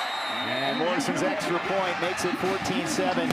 14 plays, 96 yards to grab the lead here. And the superstar steps up again. Can Cal Poly answer back after the break?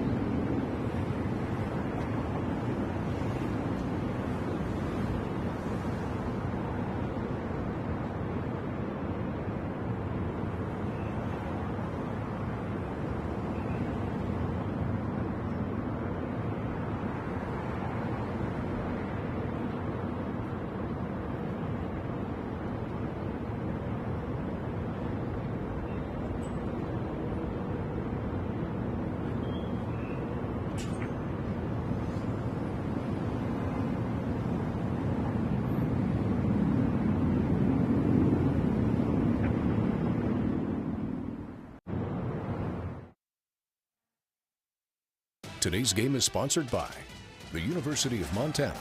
Build your skills the Montana way. Town Pump. Pump it up. Stockman Bank. Montana's brand of banking. Your Montana Chevy dealers. And Montana State University. Mountains and Mines. Last time the Grizz wore the copper jerseys for the entire season, 95 when they won their first national title. Quarterback Dave Dickinson, the Walter Payton Award winner, on the way to a 13-2 record. Perfect 8-0 in the Big Sky. A 22-20 win over Marshall. National championship head coach Don Reed. And this Montana team this year trying to stay perfect. They've had some of that magic. This has not been easy today against a good Cal Poly team. Now a squib kick after the personal foul penalty by Morrison. And it's fielded by one of the upbacks, that's Aaron Okoro, and the Mustangs will have it at the 30-yard line. And now a message from Whitefish Credit Union.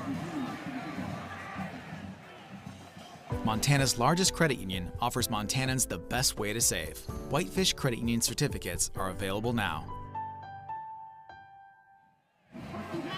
Well, this is your kind of game. You talked about it, defensive-minded toughness on that side, and this could come down to the final play here. Still a full quarter to go. 5-point lead for Montana.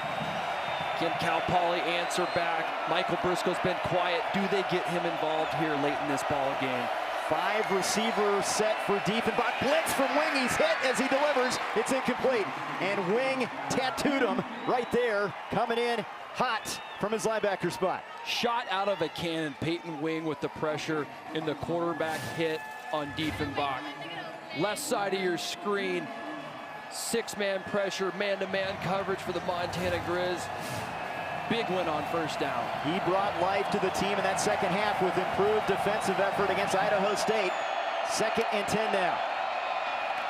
They'll run it straight ahead between the tackles with Holyfield, who got clobbered in there. Pickup of a couple. That's tough. A tough way to get a couple yards. Peyton Wing is playing with reckless abandon right now. Absolutely stoning Holyfield for a 5-yard gain. The Buck Buchanan candidate, not winner, candidate. Can he show up big with another turnover? He has 2 picks on the season. He's the play caller, always plays fast. Big 3rd and long here for Cal Poly. Low snap to Diefenbach, setting up in the pocket, over the middle, it's deflected, picked off! Prince Ford's got it! Grizzlies get the football back, flags come in after the play.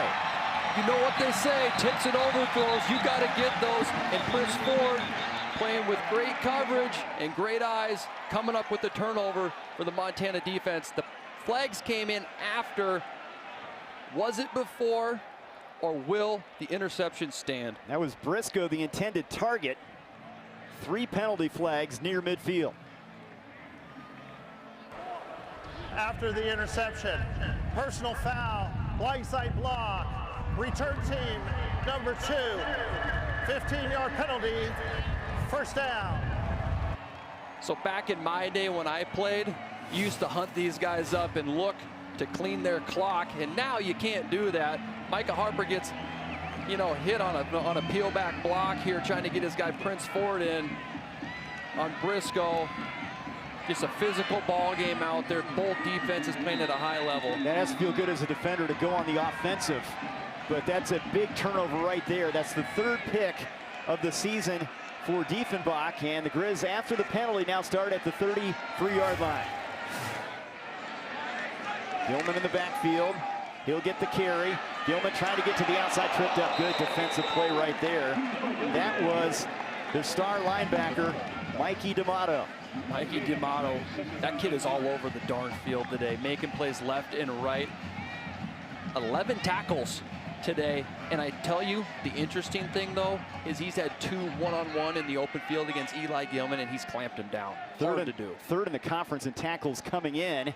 2nd down, 10. No gain for Gilman. Ayat setting up the screen. Rocker. And he's run out of bounds at the 39. Mason Rivera, the tackle. Rocker's been a big piece to the second half in the receiving game. Rocker's so good, so multiple, so smooth catching the ball.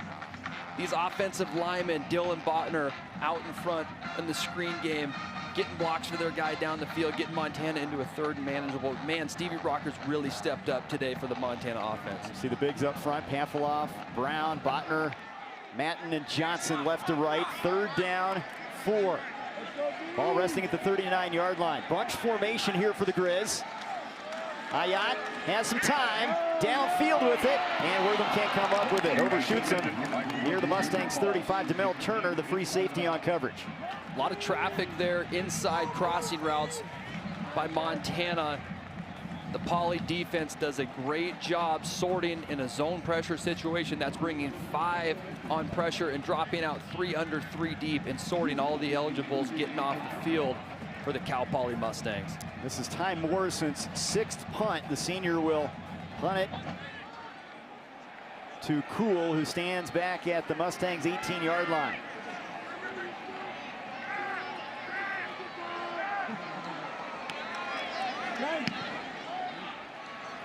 A good one. Fair catch called for by Carson Cool, and he makes it at the 21-yard line. Cal Poly has the football back. 11:27 to go. This has been a defensive slugfest. A good one from Missoula. Tonight's game.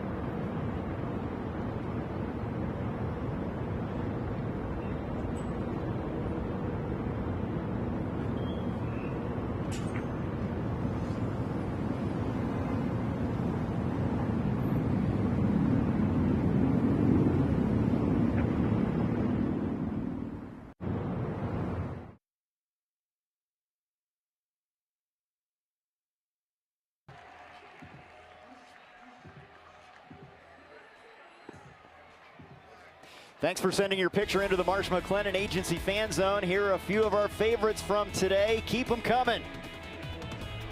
Homecoming at Washington Grizzly Stadium. The fans watching across the country. Some of the best in college football. And this is a game that could come down to the wire. 11:27 to go. 14-9. Grizz in front of Cal Poly. After the punt, new quarterback, Bo Kelly in for Ty Diefenbach. He started the last 2 prior to this one. Kelly to the air, and it's incomplete. In and out of the hands of the intended receiver, Michael Otterstedt. Here's what he did last week. He's a junior from Dana Point, California. Kind of a cerebral guy, not as big at 6 foot at QB. Coach Tim Rosenbaugh really likes him. This kid was 4th string going into training camp, and he battled and got his way into starting position, and now he's in a battle with Diefenbach. And now, can he do it? Can he get the spark going for the Poly Mustangs? Played well against UC Davis in the 34-27 loss. He's completed 55% of his passes. Blitz is on, delivers downfield, and incomplete. Wanted Jordan Garrison, and he had to deliver that one under duress. Kyle's got a report for us. Yeah, guys, Ty Diefenbach is down here watching on the sideline, but on that last offensive possession for Montana, defensive for Cal Poly, Bo Kelly started warming up, and as you see, he's out there right now. Had a couple of huge games in conference play for Cal Poly so far, and now they're leaning on him to win the game. This is a guy that had interest from UC Davis and NAU out of high school. Played a lot of snaps. Tough spot here, though. 3rd and 10. Pressure up the gut. Sets in. Fires over the middle. Incomplete. Tried to get it to Brooks Wheatley to no avail. 4th down. Man, if Wheatley comes a little bit flatter on that route, Kelly would have hit him in stride. He got behind the Montana defense. That was a fantastic throw by Kelly. The wideouts just got to come flatter. You would think that he's going to get coached up on the sideline for that one. How about the Montana defense? Diefenbach 1 out of 9. They have turned the table so many times, making adjustments at halftime. They have done it. They have flipped the script in this one with their D, and they should get good field position here after the punt from Ehrlich. Deck from the 30. Drew Deck. Convoy to his right. 45, and up to midfield. Good field position for Montana. 20-yard return. Let's take a look now at the Williams Heating and Plumbing poll results. Visit the question: since the NCAA started recognizing sacks as an official stat in 2000, which of these players had the most in a single season? How about the guy on the left, Jared Allen? We're going to watch for the official results on that one. Big return there from Drew Deck, Jordan, set to set him up at midfield. The field position that you want as an offense late in the, I guess, halfway through the 4th quarter here. Can Montana sustain another drive and put points on the board, or is Cal Poly going to shut him down once again? Gilman navigating the middle, and he has a 1st down inside the 40. 11-yard pickup. That's what you want to do, is lean on your All-American. Josh Nalawafe, the senior nose tackle on the stop. Eli Gilman picking his way through the line, shoulders square, so nimble, so talented, so smooth. 1st down, Montana. That's 13 carries now for Gilman. 10.5 minutes to go in this one. Cal Poly showing blitz. Now they back off of it as Ayat looks to the sideline.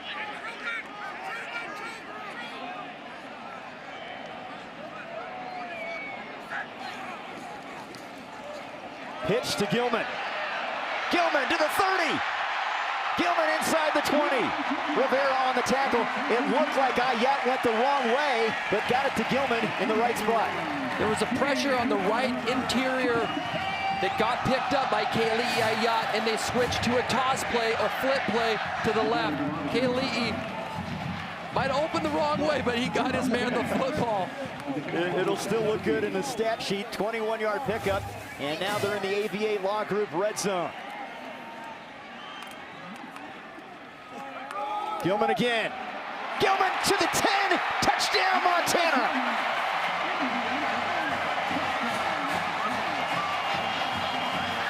Well, Trey, it was just a matter of time before Eli Gilman got humming.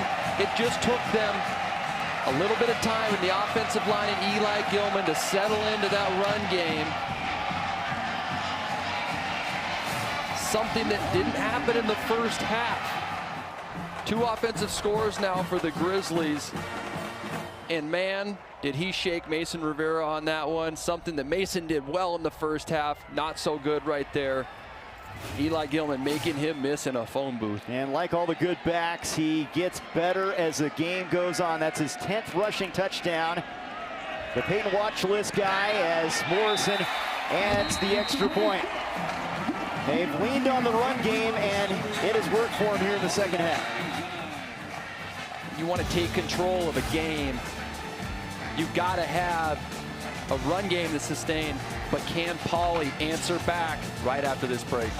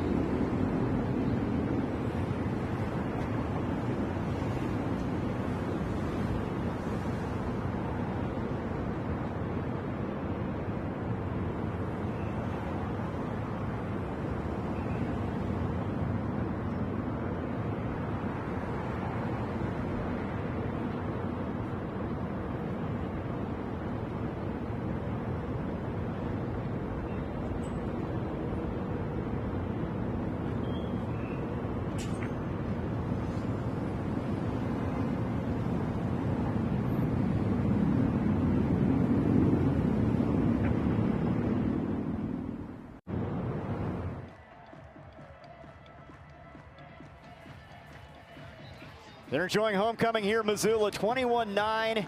Number 4 Montana in front. They've outscored Cal Poly 21-0 in the second half, completely dominating on defense. And then Eli Gilman, that is a good sign when he gets over 100. For the Montana Grizzlies, it's a great sign. For the Cal Poly Mustangs, it's not. Obviously, they're undefeated when he goes over 100 yards, but you see why when he settles in, it allows you to take control of a game from a time of possession standpoint, and just overall the ability to control the clock and the tempo of the football game. It's 12 career 100-yard games for the junior Gilman from Dassel, Minnesota, as Ty Morrison will kick it away from the 35. Still 9:35 to go. That one will find the end zone and a touchback. Today's Red Zone recap brought to you by the AVA Law Group. First half wasn't anything special for Montana. A big pick six was the story in this second half, but red zone wise, one trip for the Grizz and they cashed in.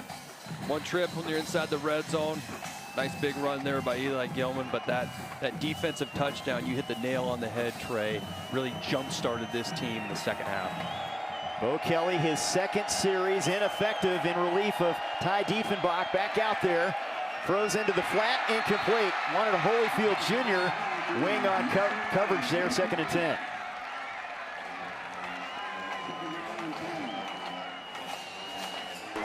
Whirling on the field to an incomplete pass. Boy, they are really searching right now. They had some success in the first half, but they're in neutral right now offensively. Can they get Briscoe involved? Can they get Brewer involved? Can Kelly get these guys the ball? Because they have been limited to no explosives in the second half. Doesn't get easier as you see next week against Montana State on 2nd and 10. Kelly to the sideline. Holyfield the catch.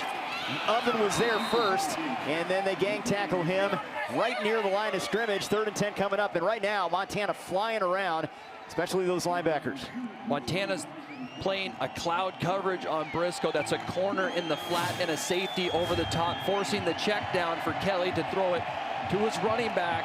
And now it's a 3rd and long. Montana's going to pin their ears back and send pressure. First completed pass since 5 minutes plus 3rd quarter. They have really struggled. Tough spot here, 3rd and long. They're coming. Manafa is after the quarterback, and Kelly nowhere to go with it and throws it away. Quarterback was out of the pocket. The quarterback was out of the pocket. The ball reached the line of scrimmage. The pass is legal. 4th down. Legal but incomplete, and Bobby Houck's team's going to get the football back.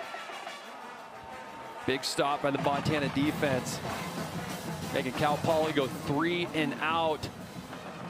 Man, Cal Poly's just really struggled getting anything going on offense here in this second half. 276 yards in the first half, and just a touch over 20 here in the second half. Boy, great coaches find ways to make adjustments, and those were obviously made at halftime by Bobby Houck and the Grizz. Here's Wortham on the punt return, and good coverage from Cal Poly as he's knocked down at the 25-yard line. Braden Breedlove was down there. 48-yard punt, and the Grizz get the football back. Eli Gilman was not a big factor last week at Idaho State. He has been, especially second half after a slow start. And Monty Gilman, his brother, even got involved in the offense. Both Gilman showing up today and playing some good ball, but Eli Gilman, Coach Pease, staying committed to the running game and getting the offensive line and Eli Gilman rocking and rolling on the ground to take control of this football game. We talked about how good this offense is. They can come at you from a lot of ways as Gale drops that, the tight end. Covered by Mason Rivera. Wortham was the story at Idaho State. This week, Gilman in the defense. And I think that's a sign of a championship caliber team finding different ways to get it done. They've won games in a lot of different ways here through 6 weeks. Who's got the hot hand? Who's going to make the play? You got to kind of pick your poison as a defense to shut these guys down. And Montana's so multiple and malleable to find a way to get their playmakers the ball. Play action, Ayat. Gilman out of the backfield. He hurdles a man and has a first down to the 37. Climbing the ladder, picks up 12. He's just such a tremendous athlete. Catching the ball in space, jumping over guys, moving the sticks for the Grizz once again. Burning some clock now. Ayat will throw it on the edge to Brooks Davis, and he's out of bounds. Flag is thrown here. This might be Davis grabbing the face mask of Solis Lamar over there on the sideline. I think you're right, Trey. They might get him on an offensive face mask on Brooks Davis. Just a physical play by both guys competing. Both defenses, really, for that matter, all day today. Personal foul, face mask, offense number 2, 15-yard penalty, first down. It was actually Brooks Davis, number 3, but a penalty that'll back him up. Now that's a pretty big penalty. That's significant. Okay, it's 21-9 right now. This team has the capability to make explosive plays. We saw a 3- and 4-play drive by Cal Poly early in the first half that went for scores. There's still enough time here if they can get this stop to make things interesting in this football game. Yep, and they have all 3 timeouts remaining. So now it's first down back at the 25. And nothing doing on the ground there for Wortham as Victory Johnson shuts that one down. This is a good-looking athlete, sophomore from San Diego. Top 100 high school recruit out of California, an all-state rugby player. 6'4", 250 pounds, can play in space, can tackle a guy like Michael Wortham like that in space. You don't see that a lot with those big guys. Cody Van Oppen says when he goes, we go. And you can see he's an elite pass rusher. He can drop into coverage. Look for him maybe to be a potential NFL prospect in years to come. 2nd and 21. Quarterback calls his number, Ayat. Safe play for decent yardage up to the 31-yard line, 6 yards. It's still going to set up a 3rd and long. Kenny Olson on the tackle. Of course, Cal Poly, great student athletes there, great academic institution, and they recruit heavily in California. Why would you not? A lot of talent in that state. Right in your backyard. You don't need to go too far to find talent in California. Again, though, Cal Poly is a very tough academic school to get into, presenting another challenge for Coach Wolf to get the right personnel in there who qualifies. 3rd and 16, 6.5 minutes to go. Ayat, pressure is coming, evades it, steps up, fires downfield, man open, it's caught for the first down. Hauled in by Davis, and there's Ayat's ability to make something happen on the fly. 22-yard pickup. Kali'i's footwork in the pocket was exceptional, evading the rush, stepping up in the pocket, spilling out over the top, all the while keeping his eyes downfield and putting it on the money for Brooks Davis to convert on 3rd down. Demel Turner thought he had him in the backfield. Here's Rocker straight ahead, and Stevie Rocker a good gain down to the 41. And what that does is that keeps that clock moving. Under 6 minutes now to go. Time of possession is critical, especially in a game like this where points are few and far between, which hasn't been the case, obviously, with Montana on the last couple of scores. But man, Stevie Rocker's involved, Gilman's involved, Ayat's involved, Davis is involved. Wortham got a score earlier, but all cylinders are firing for the Montana Grizzlies here on offense in the 2nd half. 5:30 to go, the clock ticking. It was 9-0 at halftime. Cal Poly, different story 2nd half. Here's Rocker off the left side, has a first down, and he's inside the 35-yard line. D'Amato with another tackle. He just sidestepped Boston Wilson there. He's such a, I'll say it again, he's such a smooth athlete. Really subtle moves, but can make you miss. Big, strong running back. Couple catches for 47 yards for Rocker.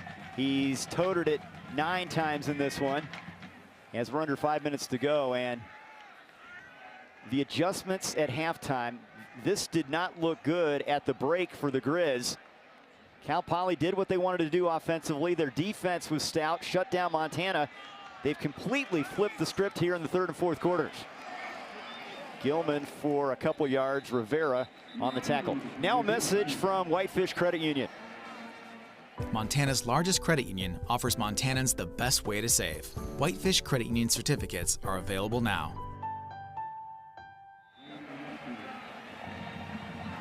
The Montana player down here after that run. It's Everett Johnson, the right tackle, who is a game captain for this one. He's been one of the most consistent guys up front. Yeah, talking to Brent Peace about him, he's really the leader of that room, the Cal transfer. Turlock, California. Everett played a lot of football. Really just a smart player, helps them in their protections. You really just hope he's okay. And you know, those guys don't get a lot of credit, but as an impressive group. Johnson, 6'7", 290 senior from Turlock, California. Second year with the Grizz, first year starter. We mentioned Liam Brown, 34 career starts. Pamphilov, 20 career starts on the left side, and good to see number 62 up. Colin Amick is going to come in at the tackle spot for Everett Johnson. Yeah, Amick from Sammamish, Washington. The coaches are high on him. He had a good fall camp playing behind a really talented Everett Johnson. Gets his opportunity here late in this football game for the Grizz. Now the clock running, and if you're Coach Houck, your team is not in a hurry here as we near the 4-minute mark. 2nd and 8. Split backs, Gilman and Rocker. Keeping it Ayat. Looks like he might have been horse collared there, but nothing doing. Maybe a yard down to the 30-yard line. There's Mikey D'Amato again. I mean, D'Amato, you played linebacker. This guy is in on everything from that Mike spot. He's been all over the field today. You can tell he's a smart football player because he's in position and he makes tackles when he has the opportunity to make them. Typically when guys miss tackles, it's because they're not aligned properly, but not this guy. This guy has answered the bell time and again against Wortham, against Gilman, two of the top FCS players in the entire country. He had 19 tackles in their win against Sac State. Double-digit tackles today, 3rd and 7. Rocker straight ahead. Rocker trying to bounce it to the outside, and he's close to a first down. He needed the 23. Let's see where they mark it here. It will be good enough. First down, Montana. Boy, he's just so smooth and so patient. And man, when that thing opens up, he just hits the gas. His vision to the left side of his play, the right side of your screen, to just continue to advance the ball toward the goal line. We talk so much about Gilman. What a great second guy to have. And Rocker gives him a little bit of a change-up at that spot. It really is. Stevie's smooth. Eli's fast and twitchy and explosive. Both really good with the ball in their hands. From the 23, Rocker again. And inside the 20-yard line as D'Amato gets another tackle. And now with 2:39 to go, timeout. Timeout. Cal Poly, their first of the half. 30-second timeout. Now, if you're the Grizz here, you have had a couple times where you've turned it over. That's the last thing you want here with the clock in your favor and up 12. They've been in scoring position 3 separate times and coming away with 0 scores early in the football game and coming out at half. Points are critical in this juncture of the ball game because, yes, there's 2:39 left. That's not a large spread for an explosive offense in Cal Poly, so you must get points on the board here if you're Montana. They've burned off 6 minutes on this drive so far. Trying to keep their record perfect and get the victory at homecoming here, donning the copper and gold, honoring the '95 national championship team. 2nd and 6, Gilman between the tackles for a couple yards. No reason to risk anything on the outside or anything like that. There's a timeout. Charge timeout of the half. Cal Poly, 30-second timeout. No doubt.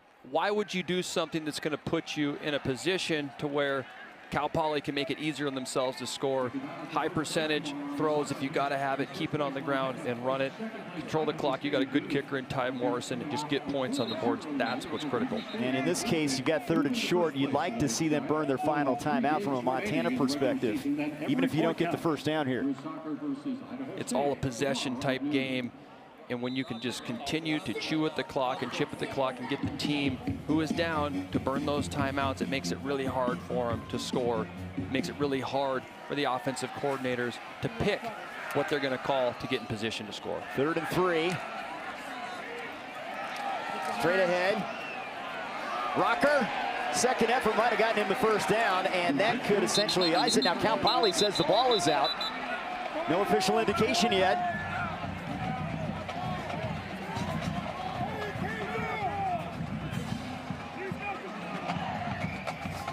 They have Montana keeps the football here. Cal Poly wishful thinking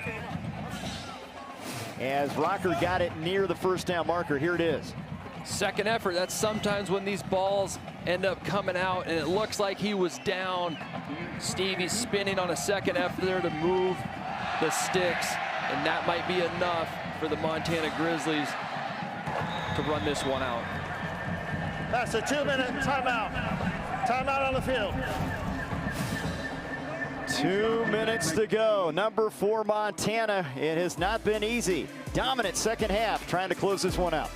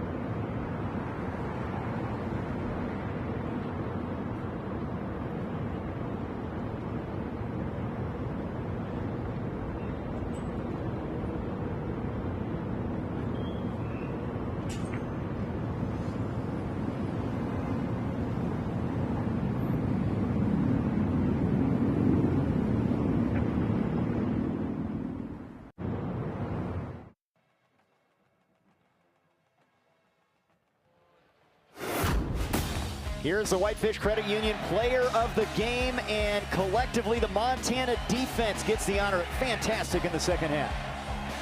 Creating turnovers, 3 of them to be exact, and 1 score with the pick 6 that really changed the momentum of this entire football game and got the offense jump-started.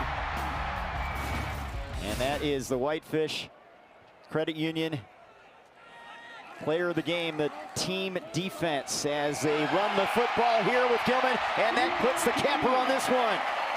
Eli, his second rushing touchdown, 13 yards out, and that caps off a 14-play drive to put this one on ice. Second 14-play drive of the ball game for the Montana offense. 2 very long, sustained drives, and we're sitting up here talking, what's the difference? What's the adjustment difference? It's sustaining drives, not having mental errors, and creating explosive when you have the opportunity to have them here in the second half. And Eli Gilman just puts the icing on the cake for the Montana Grizzlies. Top 5 in rushing yardage in school history. 12 career 100 games. That's 11 rushing touchdowns this season as Morrison in for the extra point. And I don't know if you can dominate a half more than Montana has done here. I mean, 276 yards allowed in the first half, 22 allowed in the second half. Complete night and day.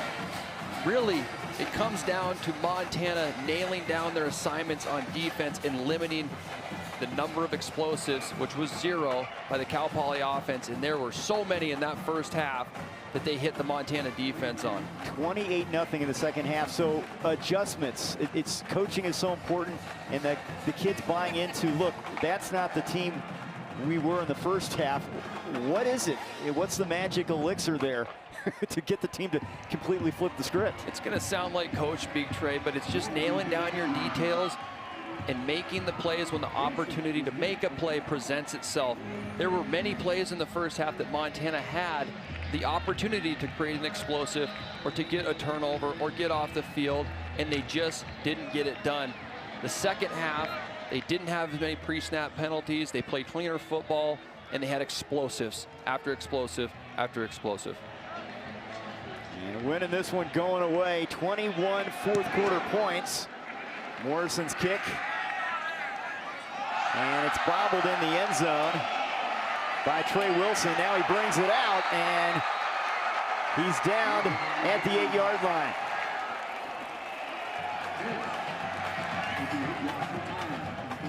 Montana special teams are geeked up right now, having a lot of fun. You see a smile on Coach Hauk's face right now. That's his baby.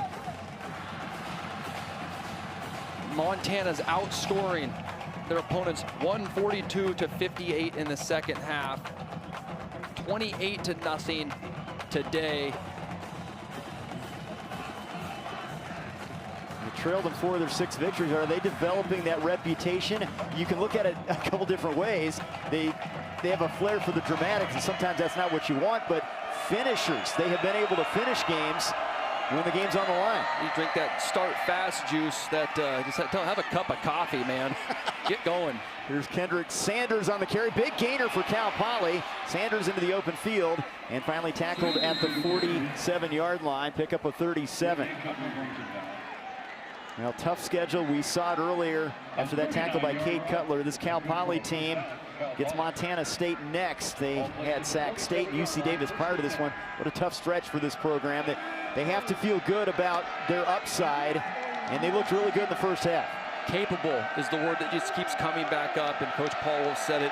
He said, we can beat anybody, but we have to do it. We have to sustain it, and that's something that has been their Achilles heel all year long.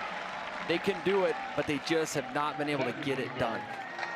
Here's Ramos in on the tackle there. By the way, Diefenbach is back in at quarterback after that Sanders carry as Holyfield checks back in at running back with a minute to go in this one. And they've had a number of injuries they've had to endure, not just the quarterback situation, other players as well at the skill spots. It's been tough this year for Paul Wolf and company. Anytime you lose impact players on offense or defense, it really just changes the ability of what you can call to get your playmakers the ball, because if you have multiple threats on offense or defense and you can just nail down on 1 or 2 of them, it changes the dynamic of how everything goes on an offense or defensive standpoint. Coach Wolf took over for Bull Baldwin after Baldwin's 3 years as head coach. Baldwin had that great success at Eastern Washington, as did Coach Wolf, getting his team into the NCAA playoffs in his time there and starting to build something. He's got great weather and good facilities and a promising future there on the Central Coast, but they ran into a buzzsaw here second half. Diefenbach over the middle, and it's intercepted. The Grizz get it back, and it's Gino Leonard. The local product from Sentinel High School, Gino Leonard, who's put his dues in here to get on the field for the Grizz, comes up big at the end of the game with the interception to seal it, and for Montana to get in victory formation. Missoula kid on homecoming, you gotta love that, huh? Yeah, he lost last night, his Sentinel Spartans to the Big Sky Eagles, but that's got to feel good on that sting a little bit. Huge play by him late in the game. You like to see guys who fight and who are battlers come up and have success for a program that they deeply care about. Grandpa Gene, 62-63 with the Grizz, and this is going to feel good for Montana fans. They're going to get a homecoming victory. First half, not good. Second half, dominant. The adjustments were made, and this team can shows how good they can be when they're playing their A game. They just don't panic, Trey. And then they show up, and when they have opportunities, man, can they hit the home run. It's a dangerous team. You just wonder what it's going to look like when they can put all 4 quarters together. Montana moves to 6-0 and 3-0 in the Big Sky Conference. Number 4 in the country. They remain one of the 8 unbeatens in FCS, and Bobby Hauk's defense really was fantastic when you look at the overall picture. They only gave up 9 points in the first half. Second half, they looked like the Pittsburgh Steelers steel curtain type effort out there. No doubt about that. They showed up, especially after last week. They had a tough outing against Idaho State. You can tell the points of emphasis. They just played cleaner responsibility football today, because you got to give Montana in their defense credit. That's a dangerous Cal Poly offense that can put up a lot of points. They put up a lot of points against UC Davis the previous week. This Cal Poly team is going to make a lot of teams have some issues, but man, did that Montana defense show up big time today. Cal Poly falls to 3-4 and 1-2 in the Big Sky. They'll get Montana State on the Central Coast next week. The Bobcats, by the way, winners over Idaho State today. Let's head on the field. Stevie Rocker joins Kyle. Yeah, guys, here with Stevie Rocker Jr. And what a game for you guys, obviously, right? They had the lead at halftime. You guys shut them out in the second half. What changed, Stevie, and how's it feel to get this win? You know, they're a great team. They played good, played hard. Defense was good, but offense came out in the second half and just decided to lock in, put it all together.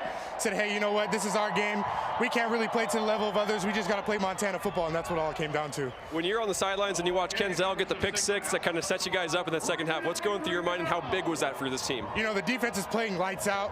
All we have to do is just offensively just come together and just put on for the defense. They're going out, putting on for us. We just have to make sure we go put in the end zone for them. Definitely. And on the offensive side, what kind of switch? How were you able to kind of find a groove? Obviously, Michael, Kaylee, Eli, you guys seem to find a rhythm there. Did something change there at all? Yeah, you know, we all just feed off of each other. It's not really just one person, you know, it's just one person makes a big play. Hopefully another person makes another one. Next thing you know, we're in the end zone and we're scoring and celebrating together. And they're 6-0. Appreciate it, Stevie, as always. Thank you so much. Let's send it back to Trey and Jordan.